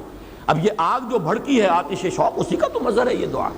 تو ایک اعتبار سے ہم کہہ سکتے ہیں کہ یہ در حقیقت وہ جو ایک والہانہ عشق تھا محمد الرسول اللہ صلی اللہ علیہ وسلم کو قرآن مجید کے ساتھ، یہ اس کا جو کیفیت آپ پر گزر رہی ہے اس ہجر کی، اس فراق کی، وہ ہماری منطق میں اور ہمارے فلسفے میں اور ہماری بیان میں وہ آنے والی شے نہیں ہے، اس کو وہی جانتے تھے۔ اور اس میں ہی در حقیقت وہ مصرع بھی نوٹ کر لیجئے کہ عشق است و ہزار بدگمانی، جہاں محبت کا معاملہ شدید ہوگا وہاں بدگمانی بہت جلدی ہو جاتی ہے، اگر محبت شدید نہیں ہے بدگمانی بھی جلدی نہیں ہوگی۔ عشق است و ہزار بدگمانی، اصل میں یہ جو مضامین لطیف ہیں ان کو شعراء نے جس طریقے سے تعبیر کیا ہے، اسی لیے آج کے درس میں آپ شاید محسوس کر رہے ہوں کہ یہ کچھ زیادہ ہی میں اشعار کا حوالہ دے رہا ہوں۔ شاعر کہتے کسے؟ صاحب شعور۔ صاحب شعور تو سبھی انسان ہیں، لیکن کچھ لوگ ہوتے ہیں جن کا شعور بہت گہرا ہوتا ہے، بہت حساس طبیعت کے لوگ، مشاہدہ بہت گہرا، وہ لوگ جو ہیں وہ شاعر ہیں اصل میں۔ بالقوہ ہر صاحب شعور جو ہے وہ شاعر ہے، بالقوہ پوٹینشلی۔ ویسے ہم شاعر کا اطلاق کرتے ہیں اس شخص پر جو شعر کہتا ہو، لیکن در حقیقت شاعر تو ہر وہ شخص ہے جو صاحب شعور ہے، جس کی شعور کی گہرائی ہے، ایکویٹی آف ویژن اور انڈرسٹینڈنگ اور احساس جو ہے اس کا وہ جو ہے وہ زندہ ہو اور چاق و چوبند ہو۔ اس اعتبار سے میں یہ ذرا آج جو ہے کچھ اشعار اور جو مصرے ہیں ان کی مدد لے رہا ہوں بات کو سمجھانے کے لیے کہ عشق است و ہزار بدگمانی ما ودعک ربک وما قلی۔ اے نبی قطعاً یہ بدگمانی آپ نہ کیجئے، یہ آپ کے اس محبت کی در حقیقت گہرائی اور والہانہ پن جو ہے یہ اس کا مظہر ہے کہ یہ تھوڑا سا وقفہ وحی کا آیا ہے اور آپ نے یہ محسوس کر لیا، یا آپ کو یہ اندیشہ ہو گیا کہ کہیں میرے رب نے مجھے چھوڑ تو نہیں دیا، کہیں میرے رب نے مجھ سے اپنا تعلق منقطع تو نہیں کر لیا، کہیں میں اب اس کا مورد الطاف و عنایات تو نہیں رہا، کوئی ایسی صورت تو نہیں ہے۔ اس میں پھر مزید اضافہ کر لیجئے کہ کچھ لوگوں کی طرف سے طعنے بھی حضور کو سننے پڑے، اور یہ عجیب بات ہے کہ دو خواتین کے بارے میں بات آتی ہے، اگرچہ ان دونوں کا جذبہ بالکل مختلف ہے، لیکن یہ کہ بات تقریباً ایک ہی کہی ہے۔ حضرت خدیجہ الکبریٰ رضی اللہ تعالی عنہا کا بھی یہ قول منقول ہے، اور یہ ابن جریر لائے ہیں، علامہ ابن جریر رحمۃ اللہ علیہ، حضرت شداد ابن عبداللہ رضی اللہ تعالی عنہ سے، کہ حضرت خدیجہ نے یہ کہا حضور سے کہ معلوم ہوتا ہے کہ آپ کی عجلت پسندی اور بے صبری کی وجہ سے اللہ آپ سے ناراض ہو گیا۔ یہ بے صبری بھی وہ دیکھیے، دل ناصبور جسے کہا جاتا ہے، وہ دل جسے صبر نہیں آتا، دل ناصبور۔ وہ تو یہ کہ عشق جتنا ہوگا اتنی ہی اس کے اندر صبر کی کمی ہو جائے گی. والہانہ پن جو ہے اس کی وجہ سے حضرت خدیجہ نے یہ کہا. معلوم ہوتا ہے کہ اللہ آپ کی اس بے صبری، اور اب یہ میں الفاظ کوٹ کر رہا ہوں، ہم یہ لفظ استعمال نہیں کر سکتے حضور کے لیے، اس لیے میں نے حوالہ دے دیا علامہ ابن جریر طبری، اور وہ بھی اس کو شداد ابن عبداللہ رضی اللہ تعالی عنہ سے کوٹ کر رہے ہیں کہ آپ کی بے صبری کی وجہ سے اللہ تعالیٰ آپ سے ناراض ہو گیا. یہ الفاظ حضرت خدیجہ الکبریٰ نے کہے. دوسری طرف یہ تو ہے ہمدردی اور تعسف کے ساتھ، اظہار ہمدردی ہے، تعسف کے ساتھ ایک بات کہی جا رہی ہے، اور طعن اور طنز کے انداز میں، اور بڑی خوشی اور ابتہاج اور مسرت کا اظہار کرتے ہوئے جمیل جو آپ کی چچی تھی ابو لہب کی بیوی، اس نے کہا محمد معلوم ہوتا تمہارا شیطان تمہیں چھوڑ گیا. اس روایت کی کچھ بڑی یعنی استہزائیہ انداز میں نفی کی ہے مولانا اصلاحی صاحب نے کہ کیسے ممکن ہے، کیسے پتہ چل گیا لوگوں کو کہ وہی جو ہے وہ بند ہو گئی. حالانکہ واقعہ یہ ہے کہ بخاری اور مسلم دونوں میں صحیحین میں یہ روایت موجود ہے کہ حضور کئی راتیں مسلسل اٹھ نہ سکے. چونکہ رات کو یہ جو ابو لہب کا گھر ہے یہ حضور کے گھر کے ساتھ بالکل متصل تھا، یہی وجہ ہے کہ جلیل نے آپ کو بہت ایذائیں پہنچائی ہیں. آپ کے دروازے پر کانٹے بچھا جانا رات کے وقت کہ اگر آپ نکلیں رات کو جو small hours of the morning ہیں، کہیں طواف کے لیے جائیں تو آپ کے پاؤں میں اور کانٹے لگیں، کپڑے الجھ جائیں، یہ تکلیف بھی. پھر کوڑا کرکٹ پھینک دینا، یہ کوئی اور کسی کی جرت نہیں ہو سکتی تھی کہ محمد الرسول اللہ کے ساتھ یہ سلوک کرے، بنو ہاشم کے چشم و چراغ. لیکن یہ کہ بہرحال ابو لہب بھی تو بنو ہاشم میں سے ہے، پھر چچا ہے، چچا ہونے کے اعتبار سے اور چچی ہونے کے اعتبار سے اپنا جو وہ بزرگی ہے اس کا بھی کوئی حق ہے جس کا غلط استعمال ہو سکتا ہے. وہی تھی کہ جو آپ پر کوڑا کرکٹ ڈالتی تھی، وہی جمیل ہے. اور یہ تو صاف سمجھ میں آنے والی بات ہے، اس میں اس روایت کے استہزاء کی کوئی ضرورت نہیں. پھر صحیحین کی روایت ہے، صحیح مسلم صحیح بخاری میں، کہ آپ کئی رات تک رات کو اٹھ نہ سکے. اور اس لیے ظاہر ہے کہ جب آپ رات کو اٹھ کر نماز پڑھتے تھے تو پڑوس کے گھر میں پتہ چلتا تھا. رتل القرآن ترتیلا جو سورہ مزمل میں آیا ہے، کیسے ممکن ہے کہ پتہ نہ چلتا ہو کہ محمد کھڑے ہو گئے ہیں اور اپنے رب کا کلام پڑھ رہے ہیں. رتل القرآن ترتیلا، یہ تو جو سورہ مزمل ہے یہ تو اس فترت وحی سے قبل کی صورت ہے اور آپ اس پر عمل کرتے تھے. لیکن چند راتیں ایسی بیتی کہ آپ اٹھ نہیں سکے. لہذا جمیل نے یہ کہا کہ محمد معلوم ہوتا ہے تمہارا شیطان تمہیں چھوڑ گیا. معاذ اللہ ثم معاذ اللہ، نقل کفر نہ باشد. لیکن یہ کہ حافظ ابن حجر رحمۃ اللہ علیہ جو سب سے بڑے شارح ہیں، صحیح بخاری کی سب سے بڑی شرح جو ہے انہی کی ہے، انہوں نے ان دونوں روایات میں جو ہے مطابقت دی ہے. اور وہ یہ ہے کہ بات تو ایک ہی تھی. ایک نے کہی ہے ازراہ ہمدردی، ازراہ تعسف، اور دوسری نے کہی ہے طعن اور طنز کے انداز میں اور خوشی مناتے ہوئے. باقی بات تو ایک ہی ہے، واقعہ ایک ہے. ثابت ہوتا ہے کہ یہ واقعہ ہوا. اور اس سے میں ایک نتیجہ اور نکال رہا ہوں. وہ نتیجہ یہ ہے کہ حضور صلی اللہ علیہ وسلم پر اس وقت جو بھی کیفیت تھی، وہ ایک بددلی کی کیفیت یا کوئی اضطراب، تشویش، آپ کو جو بھی کیفیت طاری ہوئی ہے وہ اس درجے شدید تھی کہ آپ پر کسل بھی طاری ہو گیا تھا. رات کا نہ اٹھنا، یہ تو واقعہ یہ ہے کہ یہ تو اس کا جو اثرات ہیں انسان کے اپنے اعصاب پر اس درجے ہو جانا. حالانکہ سورہ مزمل ہے پس منظر میں، قم اللیل الا قلیلا نصفہ او انقص منہ قلیلا او زد علیہ ورتل القرآن ترتیلا. اتنا جو ہے تاکیدی حکم محمد الرسول اللہ صلی اللہ علیہ وسلم کو دیا گیا. لیکن معلوم ہوتا ہے کہ اس وقت کی وہ کیفیت جو ہے وہ ایسی تھی کہ آپ پر اس درجے کسل طاری ہوا ہے یا آپ کے اعصاب میں. اب میں ایک لفظ بہت ڈرتے ڈرتے استعمال کر رہا ہوں لیکن میں سمجھانے کے لیے، ابلاغ کے لیے اسے ضروری سمجھتا ہوں. آج کی اصطلاح میں نیورستھینیا آپ اسے کہتے ہیں، اعصابی اضمحلال. ویسے کوئی تکلیف نہیں ہے، بیماری نہیں ہے، کوئی عارضہ جسمانی نہیں ہے، کوئی بخار نہیں ہے، کچھ نہیں ہے. لیکن یہ ہے کہ کچھ اعصاب پر ایسا اضمحلال طاری ہو جاتا ہے، نیورستھینیا، اعصابی اضمحلال، کہ آدمی ہلنا چاہتا نہیں ہل رہا، حرکت کرنا چاہتا نہیں کر پا رہا، ہمت گویا کہ ایک طرح سے جواب دے جاتی ہے. تو معلوم ہوتا ہے کہ رات کو نہ اٹھ سکنا، جس کا کہ ثبوت صحیح بخاری صحیح مسلم دونوں سے مل رہا ہے، اس حد تک بھی آپ کی وہ کیفیت جو پس منظر میں ہے سورہ مبارکہ کے، اس کا اثر اس درجے تھا.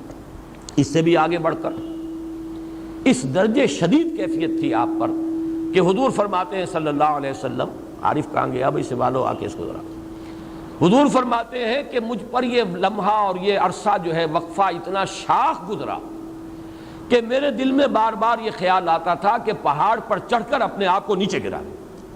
آپ اندازہ کیجئے، پھر میں عرض کر رہا ہوں حضور کا مقام اور مرتبہ اور یہ کیفیات، یعنی یہ کہ وسوسہ ہم اسے کہیں گے کہ وسوسہ اس حد تک آ رہا ہے کہ خودکشی پر انسان جو ہے آمادہ ہو رہا ہے، گویا کہ زندگی بے معنی ہو کر رہ گئی۔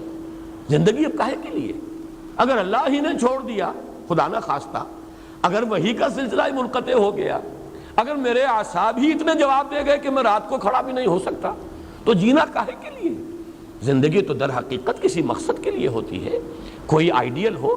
ایک ہے وہ جو حیوانی سطح پر زندگی گزارتے ہیں، جن کے بارے میں میری جو تعبیر ہے وہ یہ ہے کہ جنہیں زندگی گزارتی ہے وہ زندگی کو نہیں گزارتے، زندگی انہیں گزارتی ہے۔ وہ زندگی بسر نہیں کرتے، زندگی انہیں بسر کرتی ہے، ان کا معاملہ اور ہے۔ لیکن ایک وہ جس کا زندگی میں کوئی آئیڈیل ہے، کوئی محبوب ہے، کوئی اعلیٰ نصب العین ہے، کوئی مطلوب ہے، تو اس کے لیے تو زندگی جو ہے اسی اپنے نصب العین سے عبارت ہو کر رہ جاتی ہے۔ اگر اسی میں محسوس و تعطل ہے، اسی میں کوئی انقطاع کی صورت پیدا ہو گئی، اسی میں کوئی آگے بڑھنے کا راستہ نظر نہیں آ رہا، تو زندگی بے معنی ہو جائے گی۔ یہ چیز بھی ثابت ہے اور بخاری سے ثابت ہے۔ میں یہ سارے حوالے خاص طور پر آج اس لیے آپ کو نوٹ کرا رہا ہوں کہ یہ معاملات بڑے نازک ہیں۔ حضور کا مقام و مرتبہ تو یہ تو نفس گم کردہ می آیت جنید و بایزیدی جا، یہ تو بہت نازک مقام ہے۔ اس اعتبار سے مجھے ساری باتیں جو میں کہہ رہا ہوں، اگر صرف میری بات آپ سمجھیں گے تو آپ کو بدگمانی مجھ سے ہو جائے گی۔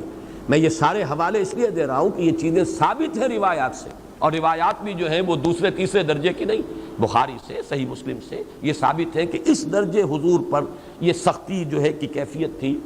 اور ایک مقام اور نوٹ کر لیجئے جو سورہ انعام میں ہے، یہ جو تانے تھے جو حضور کو مل رہے تھے، معلوم ہوتا ہے دوسروں نے بھی دیے۔ یہ تو میں نے دو خواتین کی بات چونکہ ایک دوسرے کے مقابلے میں آ گئی ہے، حضرت خدیجہ رضی اللہ تعالی عنہا اور ام جمیل علیہا ما علیہا، تو ان دونوں کا چونکہ تضاد ہے وہ میں نے بیان کر دیا، ورنہ بہت سے لوگوں کے بارے میں آتا ہے کہ لوگوں نے کہنا شروع کر دیا محمد معلوم ہوتا ہے تمہارا خدا تمہیں چھوڑ گیا، کسی نے کہا تمہارا شیطان تمہیں چھوڑ گیا۔ تو اس کے حوالے سے سورہ انعام کی وہ آیت بھی نوٹ کر لیجئے، وَلَقَدْ نَعْلَمُ أَنَّكَ يَضِيقُ صَدْرُكَ بِمَا يَقُولُونَ، اے نبی ہمیں خوب معلوم ہے کہ آپ کا سینہ بھنچتا ہے ان باتوں سے جو یہ کہہ رہے ہیں۔ تو یہ ویسے تو یہ کہ مجنون کسی نے کہا، کسی نے شاعر کہا، کسی نے ساحر کہا، یہ تمام باتیں بھی ہیں یقیناً کہ جو حضور پر، آپ کے قلب مبارک پر ان کا ایک جو ہے اثر جو ہے وارد ہوتا تھا، تاثر۔ لیکن یہ یہاں خاص طور پر ضیق صدر، سینے کا بھنچنا، اور اس کا خاص تعلق قائم ہو جائے گا اگلی صورت کے پہلے لفظ علم نشرح لک صدرک۔ ضیق صدر سینے کا بھنچنا اور تنگ ہو جانا، اور انشراح صدر سینے کا کھل جانا، بست کی ایک کیفیت پیدا ہو جانا۔ تو یہ ضیق کا لفظ جو ہے یہ سورہ انعام کی اس آیت میں آیا ہے، وَلَقَدْ نَعْلَمُ أَنَّكَ يَضِيقُ صَدْرُكَ بِمَا يَقُولُونَ، بلکہ یہ سورہ ہجر میں ہے غالباً، سورہ ہجر میں یہ الفاظ آئے، یا سورہ انعام میں میں اس وقت مستحضر نہیں۔ لیکن یہاں ذرا ایک بات نوٹ کر لیجئے کہ سورۃ الضحیٰ کے اگر ہم 3 حصے کر لیں، یہ سارا تاریخی پس منظر جو ہے اور یہ روایات اور یہ حوالے اور یہ شان نزول کی روایات پہلی 3 آیات کے لیے تو بالکل کفایت کرتی ہیں۔ فترت وحی، اس کا حضور پر نہایت شاخ گزرنا، وہ شاخ والہانہ عشق کی وجہ سے ہے، یا وہ شاخ گزرنا اس وجہ سے ہے کہ لوگوں نے تانے دینے شروع کر دیے، جو بھی ہو، اس سے یہ سمجھ میں آیا کہ اس کی بنا پر حضور کی یہ کیفیت ہوئی کہ اندیشہ ہوا کہ عشقست تو ہزار بدگمانی، شاید میرا رب مجھے چھوڑ گیا، شاید میرا تعلق منقطع ہو گیا، شاید پروردگار ناراض ہو گیا، شاید میری کسی بات سے وہ بیزار ہو گیا، معاذ اللہ ثم معاذ اللہ۔ اس میں آپ کو تسلی دے دی گئی، ما ودعک ربک وما قلی، اور استشہاد کیا گیا رات اور دن سے۔ دیکھیے ہمارا سارا نظام جو چل رہا ہے اس میں تضادات ہیں، روشنی بھی ضروری ہے، تاریکی بھی ضروری ہے، بلندی کا اپنا مصرف ہے اور پستی کا اپنا مقام ہے، رات کی اپنی حکمتیں اور مصلحتیں ہیں اور دن کی اپنی حکمت اور مصلحت ہیں۔ یہ تضادات جو چلا آ رہا ہے سورۃ الشمس سے لے کر پھر سورۃ اللیل، تضادات، اور ان تضادات میں خاص طور پر رات اور دن یہ تینوں صورتوں میں آ رہا ہے۔ یہاں پر تو رہی گئی صرف 2 چیزیں، والضحیٰ واللیل اذا سجا، باقی یہ کہ اور تمام چیزیں جو ہیں وہ پیچھے جو آ چکی ہیں۔ تو اس لیے یہ جیسے کہ ہمیں معلوم ہے کہ ہمارا یہ دنیا کا نظام رات اور دن ہی کے حوالے سے یہ حیات کا سلسلہ قائم ہے. ہماری ساری غذا ٹریس کریں گے تو عالم نباتات سے ہے. عالم نباتات کا سارا دار و مدار جو ان کا ریسپیریشن کا نظام ہے وہ دن اور رات میں جدا ہو جاتا ہے. ایک وقت میں وہ آکسیجن لے رہے ہیں اور کاربن ڈائی آکسائڈ چھوڑ رہے ہیں, ایک وقت میں کاربن ڈائی آکسائڈ استعمال کر رہے ہیں اور فوٹو سینتھسس میں اس کو وہ اپنا گویا کہ یوں سمجھیے کہ را میٹیریل بنا رہے ہیں اور آکسیجن چھوڑ رہے ہیں. ریسپیریشن کا نظام جو ہے بالکل برعکس ہو گیا دن اور رات کا. اسی سے سارا عالم نباتات کا نظام ہے, اسی سے ہمارا یہ غذا کا معاملہ. چاہے بکری کا گوشت ہم کھاتے ہیں تو بکری کا گوشت بھی اسی نباتات سے بنا ہے, وہی پتے ہیں اور وہی گھاس ہے کہ جو وہ کھا رہی ہے. لہذا پھر اسی طریقے سے انسانی اپنی نفسیات ہے, تکان اسے طاری ہوتی ہے, اضمحلال ہو جاتا ہے. آپ کو معلوم ہے کہ مسلسل روشنی کے سامنے بٹھانا یہ تو ٹارچر کا ذریعہ ہے. جیسے کہ انویسٹیگیشن کے اندر بھی, انٹروگیشن میں بھی ٹارچر ہوتا ہے یہ کہ آپ کو مسلسل جگایا جائے اور روشنی جو ہے تیز وہ آپ کی آنکھوں پر ڈالی جائے, یہ تو ٹارچر ہو جائے گا. تو جیسے دن ضروری ہے رات بھی ضروری ہے, جیسے حرکت ضروری ہے ایسے ہی سکون بھی ضروری ہے, جیسے بھاگ دوڑ ضروری ہے ویسے ہی استراحت بھی ضروری ہے. اسی طرح نبی جیسے وحی کا آنا ضروری ہے ویسے ہی اس کا ایک وقفہ بھی ضروری ہے. آپ اس کا تحمل نہیں کر پائیں گے. لو انزلنا هذا القرآن على جبل لرأيته خاشعا متصدعا من خشية اللہ. اس پورے قرآن کو اگر ہم نے کسی پہاڑ پر اتار دیا ہوتا تو آپ دیکھتے کہ پھٹ جاتا اور وہ بیٹھ جاتا, دب جاتا اللہ کی خشیت سے, من خشیت اللہ. لہذا جیسے کہ میں آیت آپ کو سنا چکا سورۃ الفرقان کی, ہم نے تھوڑا تھوڑا کر کے نازل کیا. کذالک لنثبت به فؤادک ورتلناہ ترتیلا, تھوڑا تھوڑا کر کے اتارا ہے تاکہ آپ کا دل اس کو سہار سکے, تحمل کر سکے اور آپ کے دل کو اس کے ذریعے سے تثبیت حاصل ہو جائے. یہ گویا کہ دونوں چیزیں جو ہے یہ ایک دوسرے کے ساتھ ہیں, منسلک ہیں. تو یہ ہے والضحیٰ واللیل اذا سجا ما ودعک ربک وما قلی. لیکن اب جب ہم آتے ہیں اگلی 5 آیات پر, اس میں ایک اضافی کیفیت سامنے آ رہی ہے. یہ جو اب تسلی دی جا رہی ہے وَلَسَوْفَ يُعْطِيكَ رَبُّكَ فَتَرْضَىٰ وَلَلْآخِرَةُ خَيْرٌ لَكَ مِنَ الْأُولَىٰ أَلَمْ يَجِدْكَ يَتِيمًا فَآوَىٰ وَوَجَدَكَ ضَالًّا فَهَدَىٰ وَوَجَدَكَ عَائِلًا فَأَغْنَىٰ. اس کے پس منظر میں ایک دوسری کیفیت ہے, نا امیدی کی کیفیت. جیسے کہ میری محنت کا کوئی نتیجہ نہیں نکل رہا, ایک مایوسی اور بددلی کی کیفیت چھا رہی ہے. جیسے کہ پس منظر میں ہے سورہ طٰہٰ کی ابتدائی آیات کے, طٰہٰ ما انزلنا علیک القرآن لتشقیٰ. اس لیے ہم نے قرآن آپ پر نازل نہیں کیا کہ آپ ناکام اور نامراد ہوں, آپ بامراد ہوں گے, کامیاب ہوں گے, کامیابی آپ کے قدم چومے گی. یہی پس منظر ہے جو اس آیہ مبارکہ کے پس منظر میں ہے, یہی کیفیت کہ ان الذی فرض علیک القرآن لرادک الی معاد. اے نبی, جس نے آپ پر قرآن کی ذمہ داری ڈالی ہے, یہ بوجھ ڈالا ہے, انا سنلقی علیک قولا ثقیلا, تو وہ آپ کو چھوڑنے والا نہیں ہے, وہ تو آپ کو انگلی پکڑ کر لے جائے گا, لوٹائے گا بہت اعلیٰ جگہ پر, لوٹنے کی بہت عمدہ جگہ پر. یہ میں اس کی وضاحت کر چکا ہوں. اس کا عام مفہوم تو یہ سمجھا گیا ہے کہ مکے میں واپس لے آئے گا. ہجرت کے وقت جو حضور پر شاخ گزر رہا تھا, خانہ کعبہ سے جو اب دوری ہو رہی تھی, تو اس میں تسلی دی گئی ہے. لیکن دوسرا مفہوم بھی موجود ہے ہمارے متقدمین کے ہاں, مفسرین کے ہاں موجود ہے, اسلاف کے ہاں, کہ اس سے مراد معاد سے یعنی یہ کہ ایک نہایت شاندار اور تابناک انجام ہے کہ جو آپ کا منتظر ہے, اور آپ جو ہے کہ ناکام اور خائب اور خاسر نہیں ہوں گے معاذ اللہ. یہ ری ایشورنس جو ہے اس کی کیفیت بالکل جدا ہے. اس میں رات اور دن کا مسئلہ نہیں ہے. رات اور دن کا مسئلہ وہاں تو بات بالکل فٹ بیٹھتا ہے کہ وحی کے نزول میں بھی حکمت ہے اور وحی کی فطرت جو ہے وہ بھی حکمت پر مبنی ہے.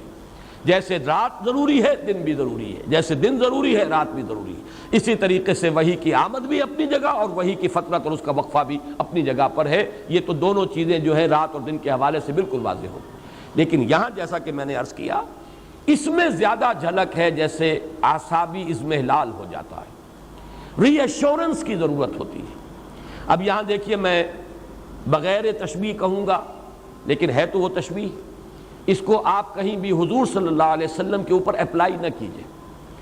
کوئی مربی, کوئی معلم, کوئی بزرگ جو اس کے زیر تربیت ہے، زیر تعلیم ہے، اس کا تلمیذ ہے، وہ محسوس کرتا ہے کہ اس کی ہمت کو جواب دے رہی ہے، یہ سمجھ رہا ہے شاید میں نہیں پڑھ سکوں گا، یہ منزل بڑی کٹھن ہے، یہ کام مجھ سے نہیں ہوگا، تسلی دیتا ہے کہ نہیں، دیکھو ایسی بات نہیں ہے، خامخواہ کا کو دل نہ چھوڑو، دیکھو تم نے اتنے کچھ کامیابی حاصل کی ہے، تم پہلے وہاں سے وہاں تک پہنچے ہو، گھبرانے کی کیا بات ہے، ذرا سی ہمت کرو، حوصلہ جو ہے قائم رکھو، آگے بڑھو۔ یہ جو ایک ری ایشور کرنے کا انداز ہوتا ہے، جیسے تسلی دی جا رہی ہو اس معنی میں کہ اللہ آپ کا ساتھ دے گا۔ اب ظاہر بات ہے ہم نے جو بات کہی ہے مربی اور معلم کی، تو حضور صلی اللہ علیہ وسلم کو اگر ہم تلمیذ اور کسی کا شاگرد سمجھیں تو وہ ذرا بات ہمارے قلب کے اوپر گراں گزرے گی، لیکن اگر ہم یہ سمجھیں کہ مربی اللہ ہے، آپ کا معلم اللہ ہے، مربی اللہ ہے، اس اعتبار سے الرب رب وَإِن تنزل والعبد عبد وَإِن ترقى، وہ نسبت وہاں پر قائم رہے گی۔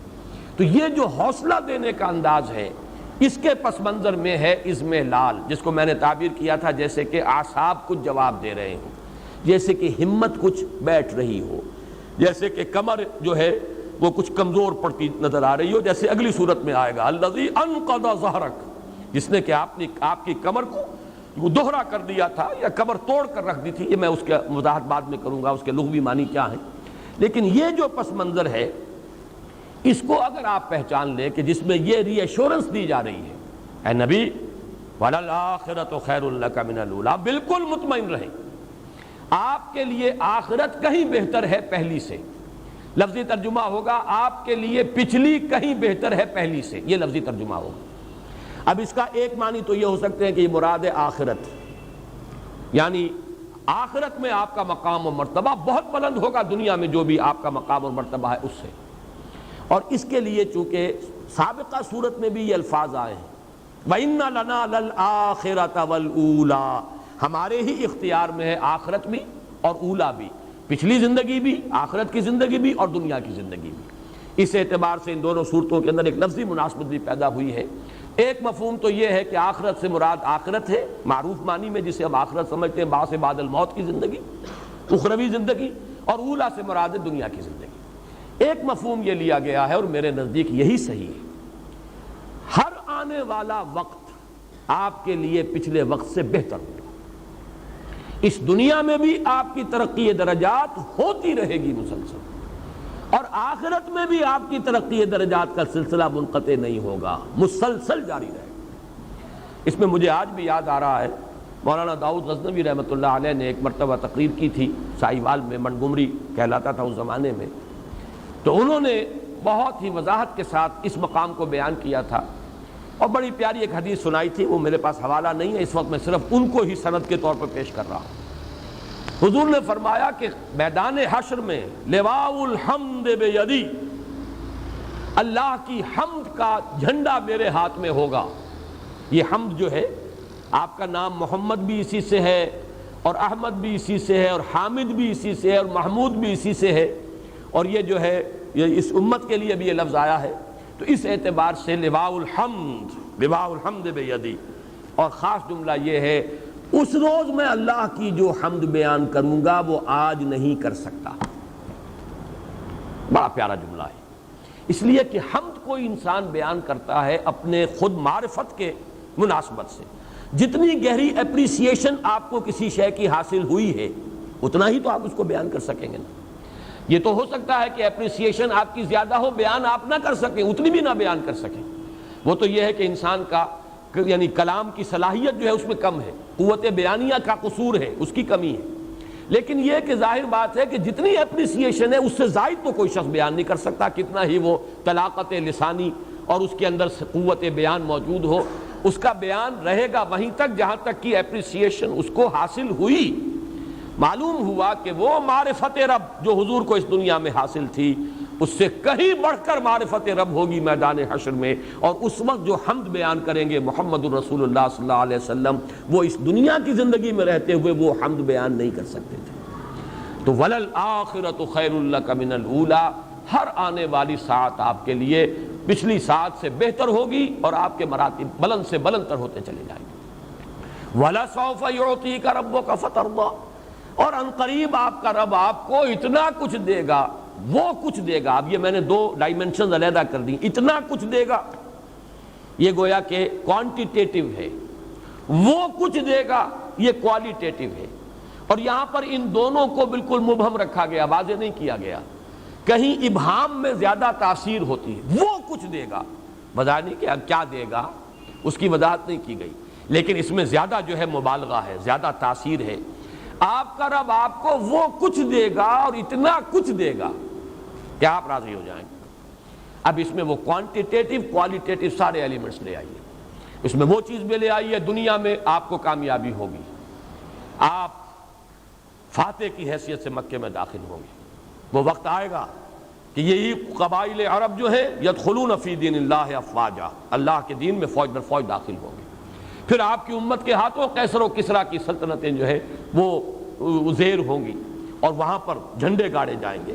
آپ کے خلفائے راشدین کے زمانے میں کہاں سے کہاں تک بات پہنچ جائے گی. تو میں عرض کر رہا تھا کہ حضور نے فرمایا میرے لیے پوری زمین لپیٹ دی گئی، یہاں تک کہ میں نے اس کے مشارق اور مغارب سب دیکھ لیے، مشرق و مغرب سب میرے سامنے آ گئے. اور جو کچھ میں نے دیکھا ہے زمین کا حصہ، وہاں پر میری امت کی حکومت قائم ہو کر رہی ہے. یہ بھی گویا کہ وہی ایک نوید ہے، وَلَسَوْفَ يُعْطِيكَ رَبُّكَ فَتَرْضَىٰ. پھر یہ کہ آخرت میں جو مقام ہوگا خود آپ کو ذاتی طور پر مقام محمود پر فائز کیے جائیں گے. پھر یہ کہ آپ کے لیے شفاعت کبریٰ، جس کی کہ احادیث کے اندر صراحت آئی ہے. تو اے نبی آپ راضی ہو جائیں گے. جب میں پہلے بیان کر چکا ہوں کہ وہاں حضرت ابو بکر سے خطاب تھا تو وَلَسَوْفَ يَرْضَىٰ، یہاں وَلَسَوْفَ يُعْطِيكَ رَبُّكَ فَتَرْضَىٰ. اب اس میں تفاصیل کا جتنا بھی ہے رنگ وہ بھر لیجئے، کیا کچھ اللہ نے دیا اور کیا کچھ جو ہے ابھی آخرت میں محمد الرسول اللہ صلی اللہ علیہ وسلم اور آپ کی امت کے لیے کیا کیا مدارج ہیں اور کیا کیا رتبے ہیں جو اللہ نے رکھے ہیں. أَلَمْ يَجِدْكَ يَتِيمًا فَآوَىٰ. یہ جب 3 آیتیں آ رہی ہیں یہ بھی وہ انداز ہے، دیکھو ہم نے تمہارا ساتھ کبھی چھوڑا ہے پہلے؟ غور کرو اپنی سابقہ زندگی پر. جو تمہارا رب تمہیں ان مراحل سے گزار کر لایا، کہ آئندہ تمہارا ساتھ چھوڑ دے گا؟ یہ بھی جیسا کہ میں نے عرض کیا ہے کہ یہاں بھی تھوڑا سا آدمی کی زبان لڑکھڑاتی ہے کہ نبی اکرم صلی اللہ علیہ وسلم کو بھی ان چیزوں کے حوالے سے تذکیر کی ضرورت تھی. ہمارا ذہن قبول کرنے سے آپ کی خاص مقام و مرتبے کے اعتبار سے ذرا یہاں رکتا ہے، رکاوٹ محسوس کرتا ہے. سامنے کی باتیں ہیں بالکل، لیکن یہ کہ یہ سامنے کی باتیں جیسے کسی طالب علم کو کوئی استاد یاد دلاتا ہے، وہاں تو بات سمجھ میں آتی ہے، لیکن محمد الرسول اللہ صلی اللہ علیہ وسلم کو بھی کیا یہ باتیں اس طور سے یاد دلانے کی ضرورت تھی؟ یہاں آ کر ذرا طبیعت جو ہے رکتی ہے. بہرحال اس پر میں عرض کروں گا اس کی توجیہ کیا ہے. اس وقت یہ سمجھ لیجئے یہ حضور کی حیات طیبہ کے 3 ادوار ہیں جن میں اللہ کی رحمت اور شفقت جو ہے حضور پر، اللہ کی عنایت خصوصی حضور پر 3 مختلف صورتوں میں جو ہے وہ شامل حال ہوئی. اس کے حوالے سے بلکہ نوٹ کر لیجئے، میں نے کبھی سیرت کی تقریر میں یہ عرض کیا تھا کہ حضور کی پوری حیات دنیاوی 6 آیات کے حوالے سے 6 چیپٹرز میں 6 آیات کے زیر عنوان لائی جا سکتی ہے. 3 آیات یہ ہیں اور 3 آیات سورہ مدثر کی. آپ کا پہلا حصہ زندگی کا وہ ہے، یوں سمجھیے کہ 10-12 برس تک کی زندگی. پیدائش ہو رہی ہے والد کے انتقال کے بعد، چند سال کے ہیں کہ والدہ کا سایہ سر سے اٹھ گیا، مزید 2 سال گزرے کہ دادا بھی اللہ کے ہاں گئے. اس کے بعد البتہ یہ نوٹ کر لیجئے ہمارے بھی عام جو مورخین ہیں اور سیرت نگار ہیں انہوں نے ایک بہت بڑا خلا چھوڑ دیا ہے. عبد المطلب کے انتقال کے بعد زبیر حضور کے تایا حضور کے اتالیق اور سرپرست رہے. ابو طالب کو زیادہ نمایاں کرنے کے لیے زبیر کا نام جو ہے خارج کر دیا گیا یہ سیرت کی کتابوں سے. وہ جو جنگ بھی ہوئی تھی، واحد جنگ ہے حضور کی اس دور میں جس میں کہ حضور شریک ہوئے ہیں، اگرچہ آپ نے باقاعدہ کوئی خوریزی میں حصہ نہیں لیا، لیکن یہ کہ وہ تو ایک قبائلی معاشرہ تھا. جب جنگ ہے تو ہر قبیلے کے جو بھی جوان ہیں ان کو جا کے شریک ہونا ہے. اس وقت علم جو تھا بنو ہاشم کا علم وہ زبیر کے ہاتھ میں تھا، ابو طالب کے ہاتھ میں نہیں تھا. یہ تو زبیر کے انتقال کے بعد ابو طالب کا مرحلہ آیا ہے کہ پھر وہ جو ہاؤس آف ہاشم تھا، بنو ہاشم، ہاشم کا گھرانہ، اس کی جو سربراہی ہے وہ ابو طالب کے ہاتھ پہ آئی ہے ذمہ داری. اور پھر یقیناً ہم بھی تسلیم کرتے ہیں کہ انہوں نے ساتھ دیا ہے حضور کا اور تعاون کیا ہے، لیکن یہ ہے کہ یہ 4 مرحلے آپ ذہن میں رکھیے۔ بلکہ ایک اعتبار سے نوٹ کر لیجئے، ابو طالب کو حضور نے سپورٹ کیا ہے معاشی طور پر۔ ابو طالب کا کوئی معاشی احسان محمد کی گردن پر نہیں ہے، اور یہ میں کسی تعصب کی وجہ سے ہرگز نہیں کہہ رہا۔ جب میں ابو طالب کا وہ احسان مانتا ہوں اور ڈنکے کی چوٹ اعلان کرتا ہوں کہ 10 برس تک پروٹیکشن دنیا میں اگر حاصل تھی حضور کو تو وہ ابو طالب کی وجہ سے تھی، ورنہ آخرت میں تو ظاہر بات ہے اصل جو ہے پروٹیکشن وہ تو اللہ کی ہے، لیکن وہ تو ہے انویزیبل ورلڈ، وہ تو ہے غیبی ایک عالم۔ دنیا میں عالم اسباب میں پروٹیکشن جو حضور کو حاصل رہی ہے آغاز وحی کے بعد سے لے کر سن 10 تک، جب تک کہ ابو طالب کا انتقال نہیں ہو گیا، تو آپ کو جو بھی حفاظت حاصل رہی ہے وہ ابو طالب کی، کوئی شک نہیں۔ اور اس کی بنا پر ہم میں سے ہر شخص کی گردن پر اور کندھے پر احسان کا ایک بار گراں ہے ابو طالب کا۔ لیکن یہ کہ ایک درمیان میں نوٹ کر لیجئے، جہاں تک معاشی کفالت کا تعلق ہے، حضور پر یہ احسان ابو طالب کا نہیں ہے، بلکہ ابو طالب پر احسان ہے حضور کا۔ آپ نے محنت کی، مزدوری کی، مشقت کی، آپ کماتے تھے اور ابو طالب کے گھرانے کو سپورٹ کرتے تھے، اس لیے کہ ابو طالب مفلس تھے، قلاش تھے، دنیاوی حیثیت ان کی نہیں تھی، مالدار نہیں تھے، عیالدار تھے، اولاد بہت تھی۔ حضور نے بھیڑیں بکریاں چرائی ہیں اور کمایا ہے، اور حضور نے محنت کی ہے اور پالا ہے اور معاشی اعتبار سے سپورٹ کیا ابو طالب کے گھرانے کو۔ پھر جب آپ کی شادی ہو گئی حضرت خدیجہ سے تو حضرت علی کو اپنے پاس اسی لیے رکھا ہے تاکہ وہ جو بوجھ ہے ابو طالب کے اوپر وہ کم رہے، جو اپنے بچوں کی جو بھی ہے ان کی کفالت کا، تو ایک شخص ان کے پاس، اور غالباً حضرت جعفر جو ہیں وہ بھی کسی اور کے پاس تھے۔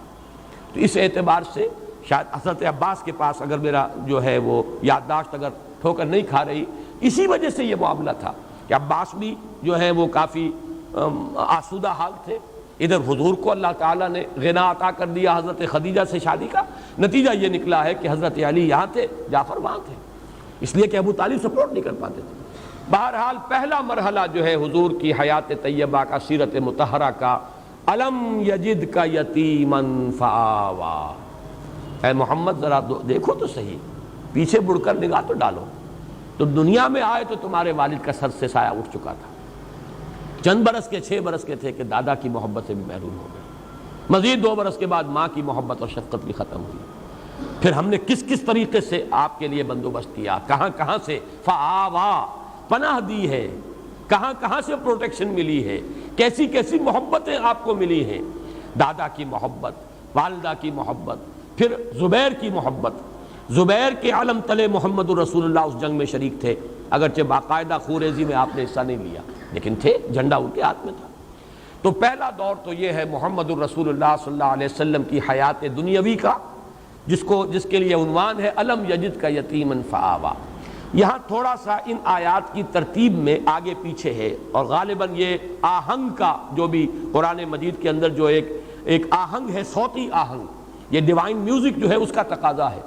دوسرا مرحلہ کیا ہے؟ وَوَجَدَكَ عَائِلًا فَأَغْنَىٰ، پایا آپ کو تنگ دست تو غنی کر دیا۔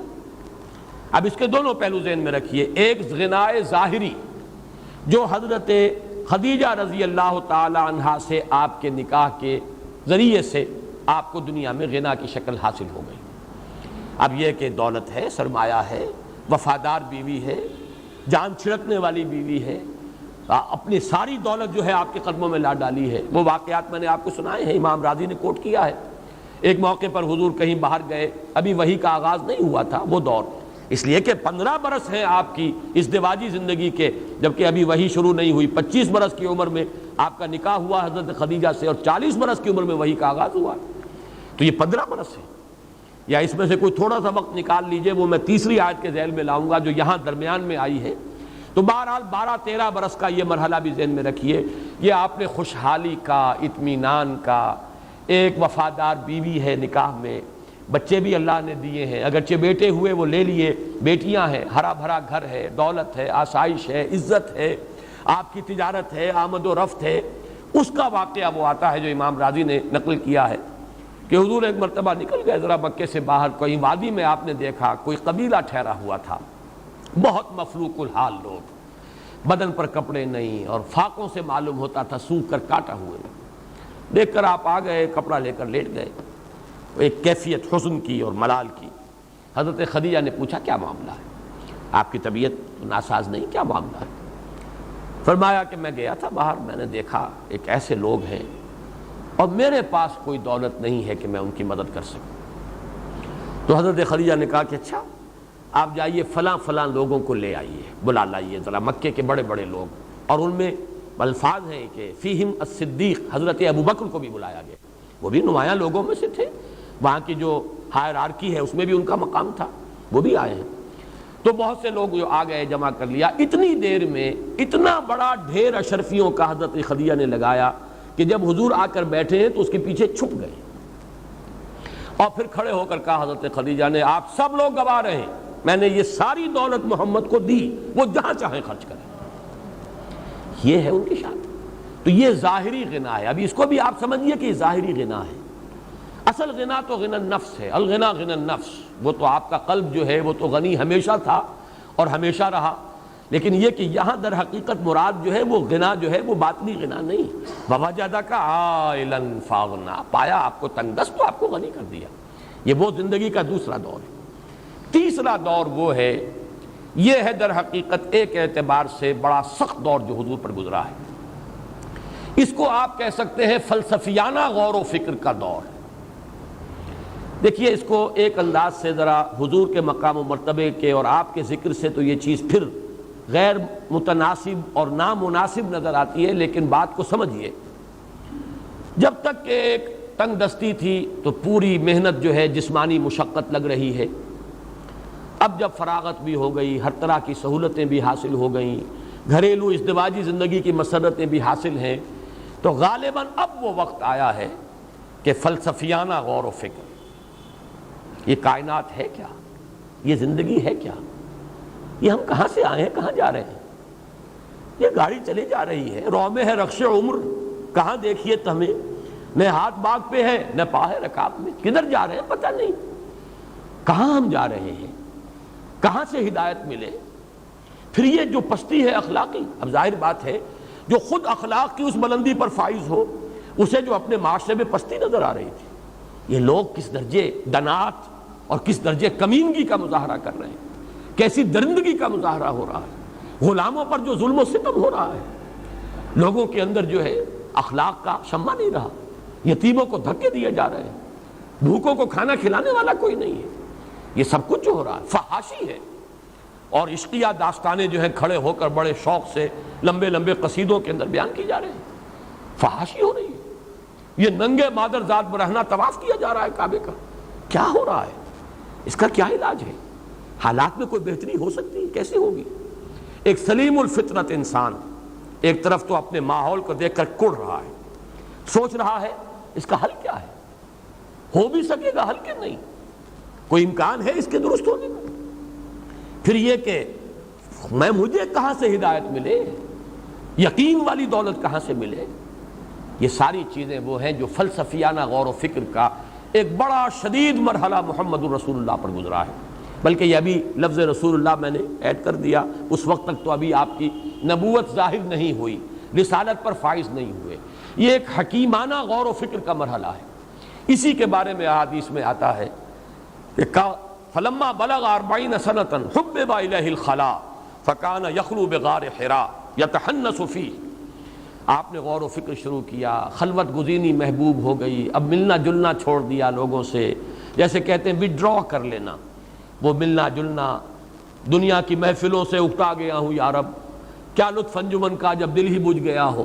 بہرحال یہ شعر پورے طور پر تو یہاں پہ منطبق نہ کیجئے، دل کے بجھنے کا کوئی سوال نہیں، لیکن دلچسپی نہیں رہی، غور و فکر، سوچ بچار، اسی غور و فکر کے اندر غلطہ و پیچا، اسی میں پھر یہ کیفیت اتنی شدت پیدا ہوئی کہ گھر سے بھی نکل گئے، کئی دن کئی راتیں مسلسل غار حرا میں وہ غور و فکر ہو رہا ہے۔ یتحنس کا لفظ آیا حدیث میں، حضرت عائشہ سے یہ روایت ہے کہ جب آپ کی عمر شریف 40 کے لگ بھگ ہوئی تو آپ کی طبیعت کے اندر خلوت گزینی محبوب ہو گئی، آپ کو لوگوں سے کٹ کر اور منقطع ہو کر کہیں علیحدگی میں بیٹھنا، پھر یہاں تک ہوا کہ اس کے اندر شدت پیدا ہوئی کہ غار حرا میں کئی دن آپ مقیم رہتے تھے، کچھ کھانے پینے کا سامان حضرت خدیجہ جو ہے باندھ دیتی تھیں اور وہاں جا کر آپ مقیم رہتے تھے، غور و فکر کرتے تھے۔ یتحنس فی، اب تحنس کا لفظی ترجمہ ہے عبادت یا گناہ کے اثرات کو زائل کرنے کی کوشش کرنا.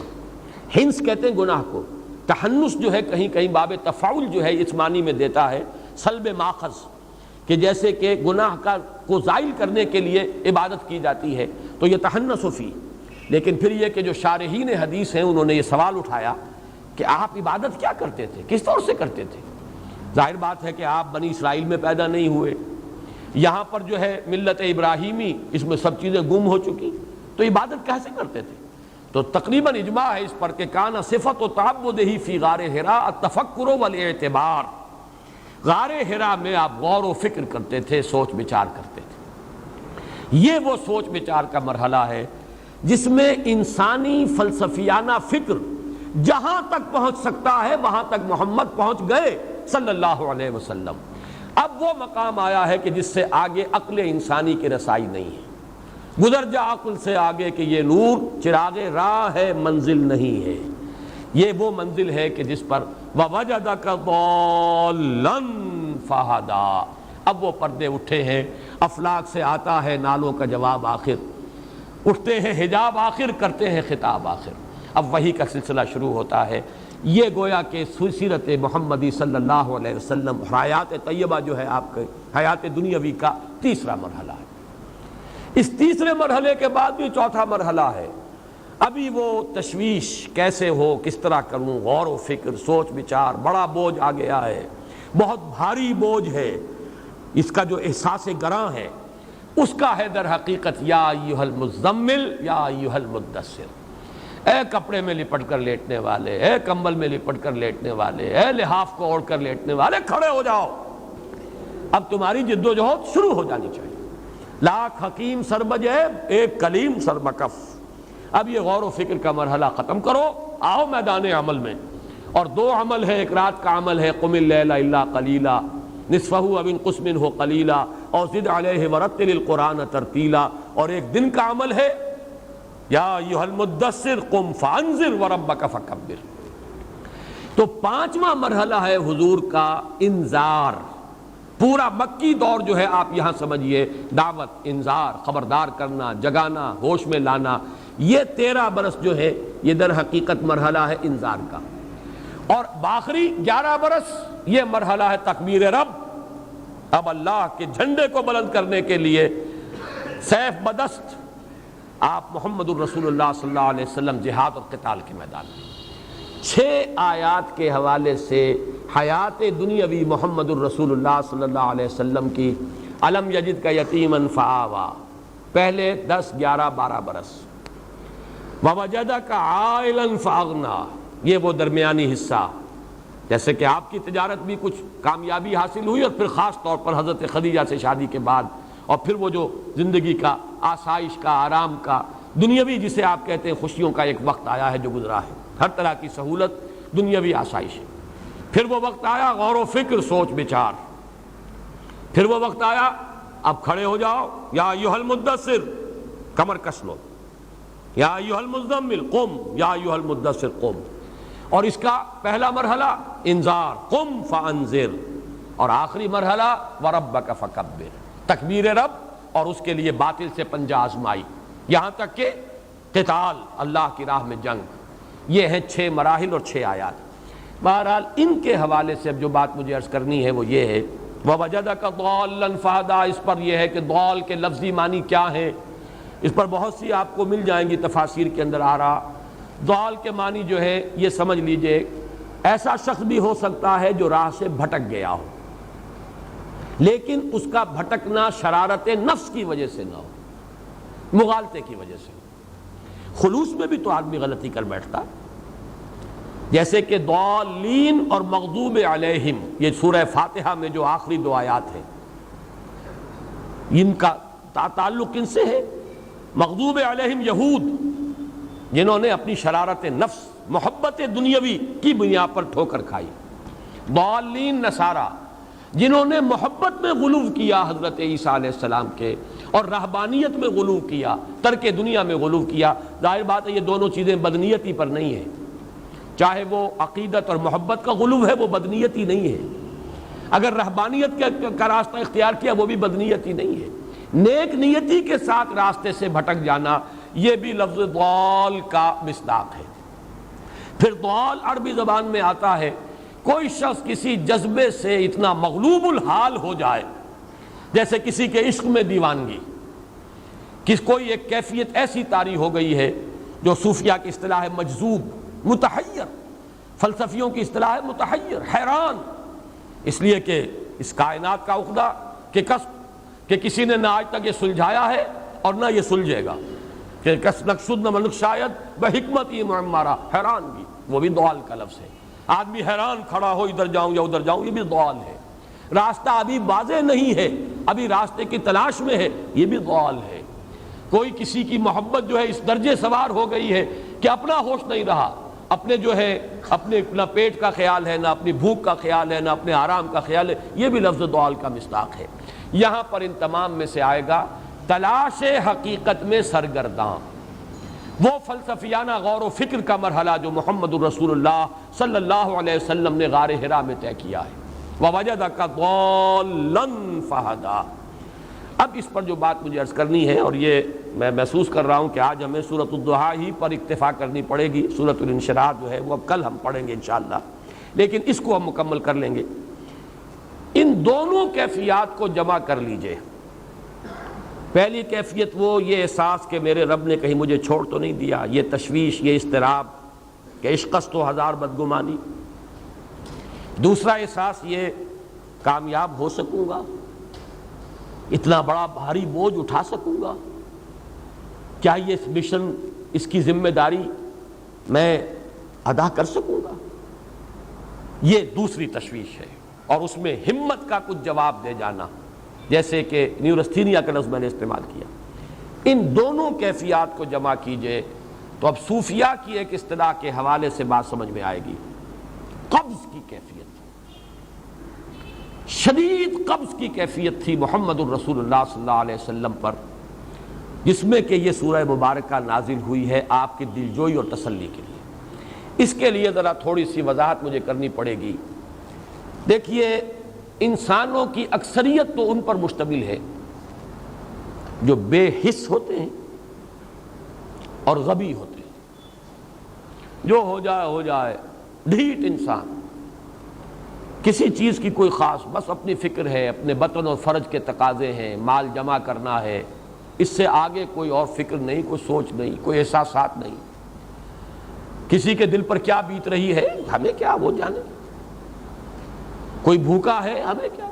ایک وہ کیفیت ہے کہ قافلے کو دیکھ کر آئے قبیلے کو، اور حضور صلی اللہ علیہ وسلم کی کیفیت وہ ہو گئی جس میں کہ حضرت خدیجہ رضی اللہ تعالی عنہا نے وہ قدم اٹھایا۔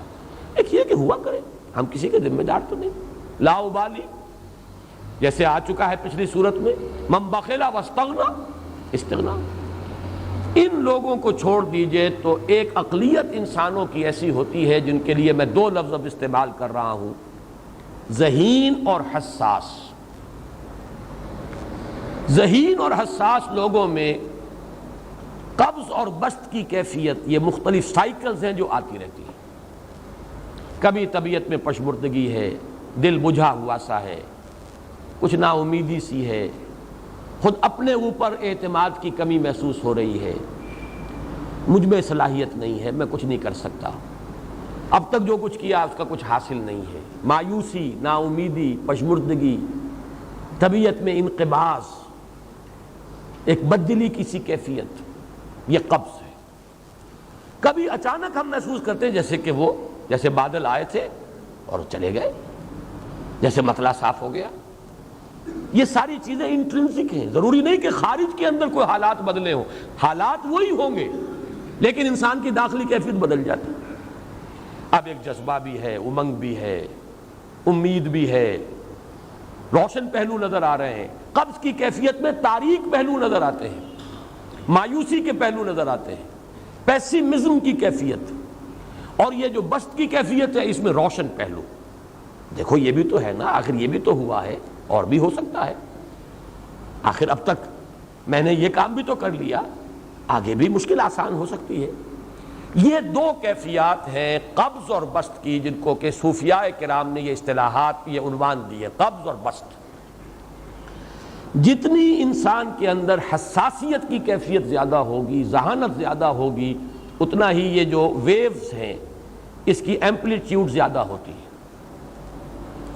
کم ذہین انسان ہے، کم حساس ہے، آئیں گے تو صحیح ہے، لیکن یہ کہ وہ ویو جو ہے اس کا ایمپلیٹیوڈ جو ہے اس کے اندر اوپر اور نیچے کی کیفیت زیادہ نہیں ہوگی۔ لیکن جتنا یہ معاملہ بڑھتا ہے یہ جو ویو ہے اس کی ایمپلیٹیوڈ بڑھتا چلا جاتا ہے۔ لیکن نارمل انسان کا معاملہ یہ ہے کہ یہ حدود کے اندر رہے، اسی کی ایک کیفیت جو ہے اب نارمل جب ہو جاتا ہے یہی ہے جو جدید ہماری جو سائیکولوجیکل میڈیسن ہے اس میں اسے مینیکس ڈپریسو سائیکوسس کہا جاتا ہے۔ مایوسی ہوئی تو اتنی ہوئی کہ جیسے کمر ٹوٹ کر رہ گئی، اور اسی ڈپریشن میں ہوتی ہیں خودکشیاں، خودکشی کر جاتا ہے ڈپریشن۔ کچھ روشن پہلو نظر ہی نہیں آ رہا، کوئی امید کا پہلو نظر ہی نہیں آ رہا، کوئی صورت نظر نہیں آتی، کوئی امید بر نہیں آتی، کس طرف جاؤں، کدھر دیکھوں، کسے آواز دوں، اے ہجوم نامرادی دل بہت گھبرائے ہیں۔ اور جب آدمی محسوس کرتا I can't face these realities، یہ commits suicide۔ یہ اور جب کیفیت ہوتی ہے انشراح کی تو آدمی خوب بھاگ رہا ہے، دوڑ رہا ہے، امنگ ہے، محنت ہے، دوڑ رہا ہے، امیدیں ہیں، اب ہر چیز کا روشن پہلو نظر آ رہا ہے۔ عجیب ہے یہ۔ اصل میں مجھے کچھ تجربہ بھی ہوا ہے، ہمارے خاندان میں بھی یہ مرض موجود رہا۔ میرے والد مرحوم کافی طویل عرصے اس مینیک ڈپریسو سائیکوسس کے مریض رہے۔ کچھ ہوتا ہے یہ معاملہ، ویسے بھی شاید ہمارا خاندان جو ہے اس کیٹیگری میں آتا ہے جس میں ذہانت نسبتاً کچھ زیادہ ہے، حساسیت بھی نسبتاً کچھ زیادہ ہے۔ یہ دوسری بات ہے کہ کوئی شخص جو ہے یہ فلسفے کے طور پر اختیار کر لے کہ اپنے آپ کو ڈھیٹ بنا لینا ہے، یہ فلسفہ بھی بن سکتا ہے، لیکن یہ ہے کہ اگر آدمی چھوڑ دے اپنی طبیعت کو تو یہ دونوں کیفیات آتی ہیں۔ انہی کیفیات میں اگر یہ جو اپورڈ اینڈ ڈاؤنورڈ موومنٹ ہے یہ ایک حد سے نکل جائے تو یہ بیماری ہے مینیک سائیکوسس، مینیک ڈپریسو سائیکوسس۔ اس میں جب آدمی ہوتا ہے وہ اپر کیفیت میں تو اس کے اندر بڑی عظیمت ہے، روشنی ہے، امید ہے، لوگوں سے گفتگو کر رہا ہے، ہنس بول رہا ہے، خوب جو ہے محفل کے اندر، اب وہ محفل میں اسے دلچسپی محسوس ہو رہی ہے اور اسے ہر چیز کا روشن پہلو نظر آ رہا ہے، خود اپنے وجود کا بھی روشن پہلو، دوسروں کے وجود کا بھی، دوسروں کی بات میں سے بھی وہ اچھا پہلو تلاش کریں گے، وہ برا پہلو تلاش نہیں کریں گے۔ جب دوسری کیفیت ہے ڈپریشن کی، ہر ایک کی بات میں کوئی برائی نظر آئے گی، کوئی اس کی نیت کا فطور ہے، کوئی فساد ہے، کوئی یہ جو ہے بدنیتی کے ساتھ یہ بات کر رہا ہے، کوئی خیر کہیں ہے ہی نہیں، برائی ہی برائی ہے، مایوسی ہی مایوسی ہے، بدلی ہی بدلی ہے۔ یہ ہے در حقیقت وہ کیفیت، اس کو غالب نے بہترین انداز میں تعبیر کیا ہے۔ ذہین اور حساس انسانوں میں ان کی جو ترقی ہے وہ انہی مراحل سے ہو کر گزرتی ہے، اور ہر ڈپریشن کے بعد، ڈپریشن میں اس لفظ سینس میں استعمال نہیں کر رہا، یعنی بیماری کی حد تک پہنچنے والی ڈپریشن نہیں، صرف قبض کی حد تک پہنچنے والا معاملہ۔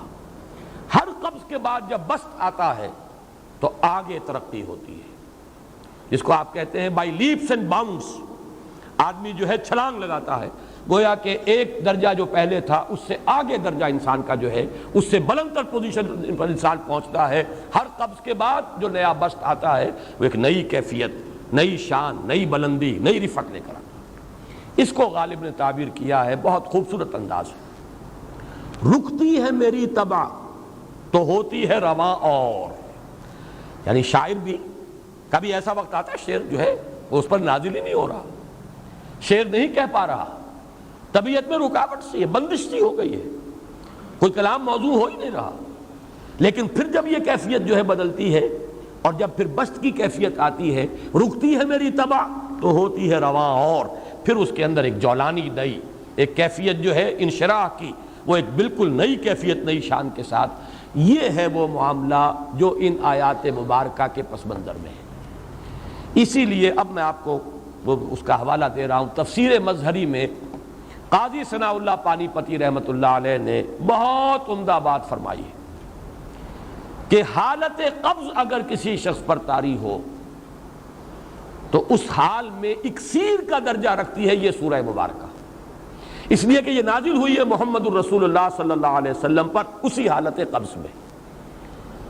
وَالضُّحَىٰ وَاللَّيْلِ إِذَا سَجَىٰ مَا وَدَّعَكَ رَبُّكَ وَمَا قَلَىٰ وَلَلْآخِرَةُ خَيْرٌ لَكَ مِنَ الْأُولَىٰ وَلَسَوْفَ يُعْطِيكَ رَبُّكَ فَتَرْضَىٰ أَلَمْ يَجِدْكَ يَتِيمًا فَآوَىٰ وَوَجَدَكَ ضَالًّا فَهَدَىٰ وَوَجَدَكَ عَائِلًا فَأَغْنَىٰ۔ یہ تمام آیات اب معلوم ہوگا کہ جیسے موتی پروئے ہوئے، ایک لفظ قبض، اب اس میں جو بھی واقعاتی اور جو میں نے آپ کو روایاتی جو بھی پس منظر بیان کیا وہ بھی فٹ بیٹھ رہا ہے، وہ خودکشی کا معاملہ بھی آ گیا، اس میں فٹ بیٹھ رہا ہے کہ بخاری شریف میں روایت موجود ہے کہ حضور فرماتے ہیں کہ میری طبیعت پر اس درجے اضطراب تھا، اتنی کیفیت جو ہے میری تشویش کی تھی کہ میرے دل میں بار بار خیال آتا تھا کہ پہاڑ پر چڑھ کر اپنے آپ کو نیچے گرا دوں۔ یہ سارے معاملات اب آپ کو محسوس ہوگا جیسے تمام کڑیاں جو ہے وہ جڑ گئی، جیسے رات کو اب آپ اٹھ نہیں پا رہے، اضمحلال ہے، اعصابی جو ہے اعصاب اس درجے متاثر ہو چکے ہیں۔ صرف یہ ایک احساسات کی کیفیت نہیں ہے، آپ کی قوت فعلی جو ہے، قوت عملی، وہ بھی اس درجے متاثر ہو چکی ہے کہ کئی راتیں گزر گئی اور آپ رات کو نہیں اٹھ سکے، جس پر کہ ام جمیل کو یہ کہنے کا موقع مل گیا کہ معلوم ہوتا ہے محمد تمہارا شیطان تمہیں چھوڑ گیا۔ اب یہ جملہ اپنی جگہ پر اس کی کاٹ ہے یقیناً، اس سے یضیق صدرک بما یقولون، لیکن وہ کیفیت جس کی وجہ سے یہ جملہ آیا ہے اس پر نگاہ دوڑائیے، اس پر نگاہ کو مرکوز کریں گے تو معلوم ہوگا ایک لفظ قبض، یہ قبض کی ایک کیفیت تھی۔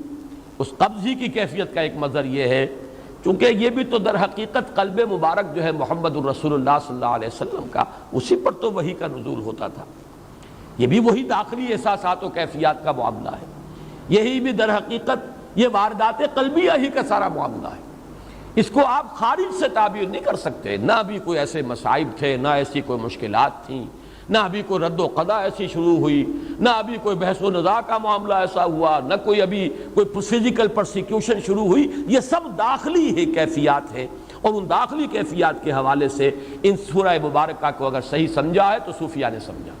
وہ جو اقبال کا شعر ہے کہ کچھ جو سمجھا میرے شکوے کو تو رضواں سمجھا، مجھ کو جنت سے نکالا ہوا انسان سمجھا، اور کون سمجھے گا؟ وہ تو سمجھے گا کہ دکھے ہوئے وہ دل کی صدا ہے، وہ کیا ہے جو اقبال کی اس ایک نظم ہے پرندے کی فریاد، گانا اسے سمجھ کر خوش ہونا سننے والے، یہ تو در حقیقت ایک دکھے ہوئے دل کی صدا، فریاد یہ صدا ہے۔ تو یہ کیفیت جو ہے رضوان سمجھ سکا ہے جو کہ داروغہ جنت ہے، اس نے سمجھا یہ وہی آدم جو نکالا گیا تھا یہاں سے، یہ اس کی فریاد ہے۔ کچھ جو سمجھا میرے شکوے کو تو رضواں سمجھا، مجھ کو جنت سے نکالا ہوا انسان سمجھا۔ تو واقعہ یہ ہے کہ اس سورہ مبارکہ کا صحیح فہم اگر حاصل ہوا ہے، وہ امام راضی کو حاصل ہو ہی نہیں سکتا، وہ عقل اور منطق کی گتھیاں سلجھانے والے آدمی ہیں، اپنی جگہ ان کی کنٹریبیوشن بہت۔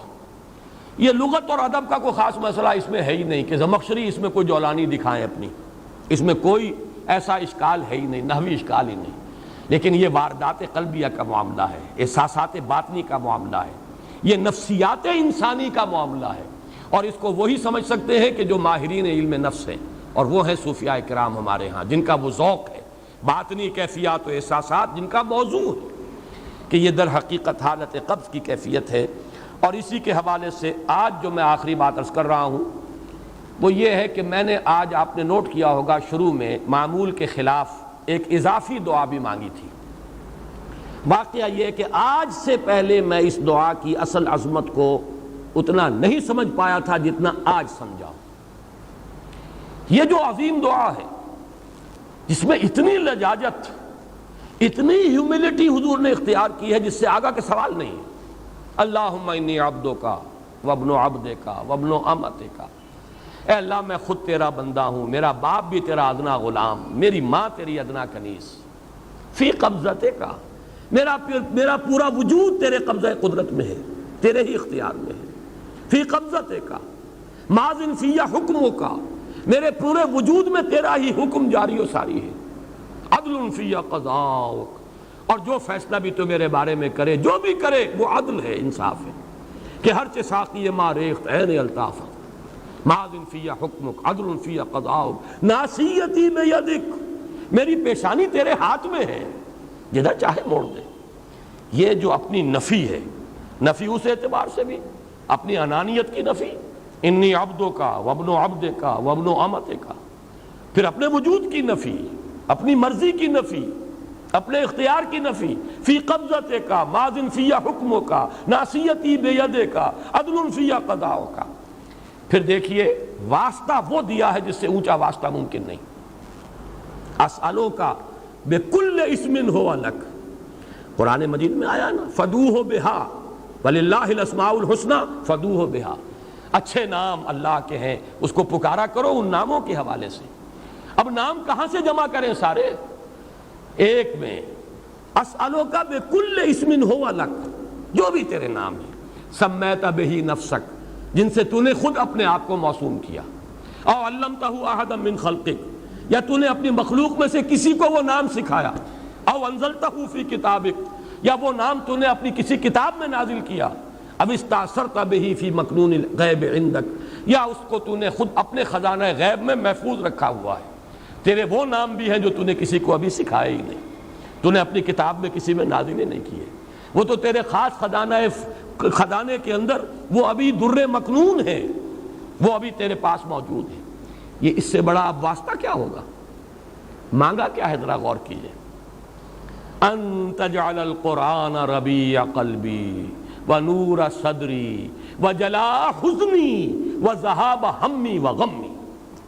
استدعا میں یہ کر رہا ہوں پروردگار، اس قرآن کو میرے دل کی بہار بنا دے، میرے دل کا نور بنا دے، نور صدری، ان تجعل القرآن ربیع قلبی، میرے دل کی بہار، ونور صدری، میرے سینے کا نور، وجلاء حزنی، یہ حزن جو جس سے کہ محمد دوچار ہے صلی اللہ علیہ وسلم، یہ وہ کیفیت جو ہے قبض کی، اس کو دور کرنے کا ذریعہ بنا دے اس قرآن کو، جلاء حزنی وذہاب ہمی وغمی، اور میرے ہموم، میرے تفکرات، میرے غموں کو دور کرنے کا ذریعہ بنا دے۔ یہ عظیم دعا آج سورۃ الضحیٰ پر غور و فکر کرتے ہوئے، ویسے تو میں تقریباً 30 برس سے اس دعا کا مبلغ ہوں، اس لیے کہ جب میں نے یہاں کام شروع کیا تھا لاہور میں، جو تقریریں کی تھی مسلمانوں پر قرآن مجید کے حقوق کے نام سے جو شائع شدہ ہیں، اس پمفلٹ کے آخر میں نے یہ دعا درج کی ہے۔ یہ اصل میں کچھ مختلف احادیث میں ٹکڑے آئے ہیں، کہیں کوئی ایک ٹکڑا کم ہے، کہیں دوسرا کم ہے، میں نے بڑی تحقیق کر کے تمام روایتوں کو جمع کر کے پھر اس کو مرتب کیا ہے، اور وہ بڑی خوبصورت میں نے اس کی سیٹنگ کی ہے، اور وہ اس کتابچے کے آخر میں ہے۔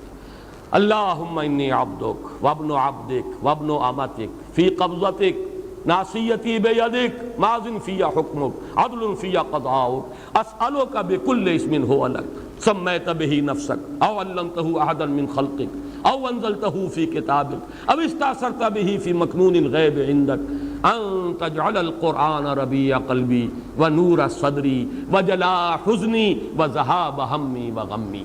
یہ وہ کیفیت ہے، اور وہ قرآن جو اس کیفیت میں سب سے زیادہ پر تاثیر ہے وہ یہ قرآن ہے، ان دو صورتوں پر مشتمل قرآن، سورۃ الضحیٰ، سورۃ الانشراح، والضحیٰ واللیل اذا سجا ما ودعک ربک وما قلی وللآخرۃ خیر لک من الاولی ولسوف یعطیک ربک فترضی الم یجدک یتیما فآوی ووجدک ضالا فہدی ووجدک عائلا فاغنی۔ اب آخری حصہ رہ گیا، اس میں کوئی خاص وضاحت کی ضرورت نہیں۔ 3 آیت آخری جو ہے، فَأَمَّا الْيَتِيمَ فَلَا تَقْهَرْ وَأَمَّا السَّائِلَ فَلَا تَنْهَرْ وَأَمَّا بِنِعْمَةِ رَبِّكَ فَحَدِّثْ۔ ان میں سے جہاں تک تو پہلی 2 آیتیں ہیں، ان میں تو یوں سمجھیے کہ عام فطرت انسانی کے نزدیک جو چیزیں خیر ہیں، یہاں پر حضور کو بھی وہی حکم دیا جا رہا ہے یا تاکید کی جا رہی ہے، بلکہ ایک اعتبار سے یہ عدم مناسبت رکھتے ہوا نظر آتا ہے بظاہر۔ حضور خلق عظیم پر تو پہلے سے فائق تھے، قرآن مجید کی گواہی ہے، دوسری وحی نازل ہوئی ہے انک لعلی خلق عظیم، آپ کی طبیعت میں وہ رحمت، شفقت، مودت، لوگوں کے اوپر جو ہے لوگوں کے درد کو اپنے سینے میں محسوس کرنا، یہ تو پہلے سے موجود تھا، تو کہنے کی ضرورت کیا ہے؟ یہ اس کی ایک مثال میرے سامنے ہے، سورہ مدثر کی آیات 4، 5 اور 6۔ پہلے 3 آیات کا حوالہ تو میں دے چکا، یا ایھا المدثر قم فانذر وربک فکبر وثیابک فطہر والرجز فاہجر ولا تمنن تستکثر۔ یہ تین آیتیں جو ہیں یہ بڑی وہاں محسوس ہوتا ہے بظاہر کہ جس بلندی پر بات ہو رہی تھی یہ باتیں کچھ اس کے ساتھ کچھ اس متناسب نہیں ہیں. معلوم ہوتا ہے کہ یہ چیزیں حضور کے طہارت ذاتی، کپڑوں کا پاک رکھنا، جسم کا پاک رکھنا، احسان کرنا تو یہ نہ چاہنا کہ کوئی اس کا بدلہ ملے، یہ ساری چیزیں جو ہیں یہ تو یوں سمجھیے کہ وہ بنیادی اخلاقیات ہیں جن کو حضور کو بتانے کی ضرورت نہیں جس مقام پر کہ محمد رسول اللہ فائز تھے. تو ہم یہی کہیں گے کہ یہ اصل میں اس لیے لایا گیا کہ حضور سے خطاب کرتے ہوئے امت کے لیے یہاں رہنمائی ہے. ہم میں سے ہر شخص کو ضرورت ہے اس کی، جو بھی آپ کے نقش قدم پر چل کر یہ کام کرنا چاہے، دعوت الی الخیر اور انذار اور تکبیر رب کی جد و جہد میں اپنے آپ کو مبتلا کرنا چاہیں، وہ پہلے یہ کام کر لیں. اپنے جسم کو بھی پاک کریں، اپنے کپڑوں کو بھی پاک کریں، ہر طرح کی گندگی علائش سے اپنے آپ کو آزاد کریں. اور یہ کہ احسان دھرنا اور کوئی کام کسی کے لیے خیر کا کرنا، کوئی اور اس کا کوئی بدلہ لینے کے لیے ان تمام پستیوں سے اپنے آپ کو بلند کریں گے تو وہ کام کر سکیں. وہی معاملہ میں یہاں سمجھتا ہوں. اما الیتیم فلا تقہر، یتیم پر قہر کہتے ہیں غالب آ جانا، چھا جانا، ڈومینیٹ کر جانا. قہار کہتے ہیں اس کو جو چھایا ہوا ہو، غالب. یتیم کے اوپر اس طرح کا تعلق اس کے ساتھ یا ایسا سلوک کہ وہ اپنے آپ کو دباؤ میں محسوس کرے، یہ ہے در حقیقت جس سے روکا جا رہا ہے. اب اس میں وہ احادیث اور یتیموں کے ساتھ حسن سلوک کی ترغیب اور حضور نے جو فرمایا انا وکافل الیتیم کہاتین یوم القیامہ، یہ آپ کو مختلف تفاسیر کے اندر یہ چیزیں مل جائیں گی. اس وقت تو ہمیں صرف رب کو سمجھنا ہے. اما الیتیم فلا تقہر نسبت کس سے ہے؟ الم یجد کا یتیما فآویٰ، آپ کو ہم نے پایا، دیکھا یتیم، پیدا ہوئے دنیا میں یتیم، در یتیم، ہم نے ٹھکانہ دیا کہ نہیں؟ اب اس کا حق ادا ہوگا اسی طریقے سے کہ ہر یتیم کے سر پر آپ کا اسی طرح شفقت کا ہاتھ رکھا رہے، اس کے لیے اس خیر ہو، بھلائی ہو، اس پر قہر نہ ہو، جبر نہ ہو. معاذ اللہ اس کا کوئی امکان حضور سے نہیں تھا. وَأَمَّا الْيَتِيمَ فَلَا تَقْهَرْ وَأَمَّا السَّائِلَ فَلَا تَنْهَرْ، آپ کو پایا تنگ دست ہم نے غنی کیا. تو یہاں پہ اگرچہ سائل کے مفہوم کو لوگوں نے بیان کیا ہے، زیادہ واضح کیا ہے، اس کو ایکسٹینڈ کیا ہے. ایک سائل ہے مانگنے والا، روٹی مانگنے والا، پیسہ مانگنے والا، مدد چاہنے والا، یقیناً وہ بھی سائل ہے اور اسے بھی جھڑکنے کی اجازت نہیں ہے. اما السائل فلا تنہر، جھڑکو نہیں. معذرت کرنی ہے تو بڑی نرمی کے ساتھ معذرت کر لو. قول معروف ومغفرۃ خیر من صدقۃ یتبعها اذی، بھلی بات کہو اور معاف کر دو یا خود اس سے معذرت کر لو، یہ کہیں بہتر ہے اس سے کہ کسی کو کوئی خیرات بھی دو اور پھر کوئی جملہ بھی ایسا کہہ دو جس سے اس کی عزت نفس جو ہے وہ کچھ دی جائے اور اس کو تکلیف پہنچے، اذیت ہو.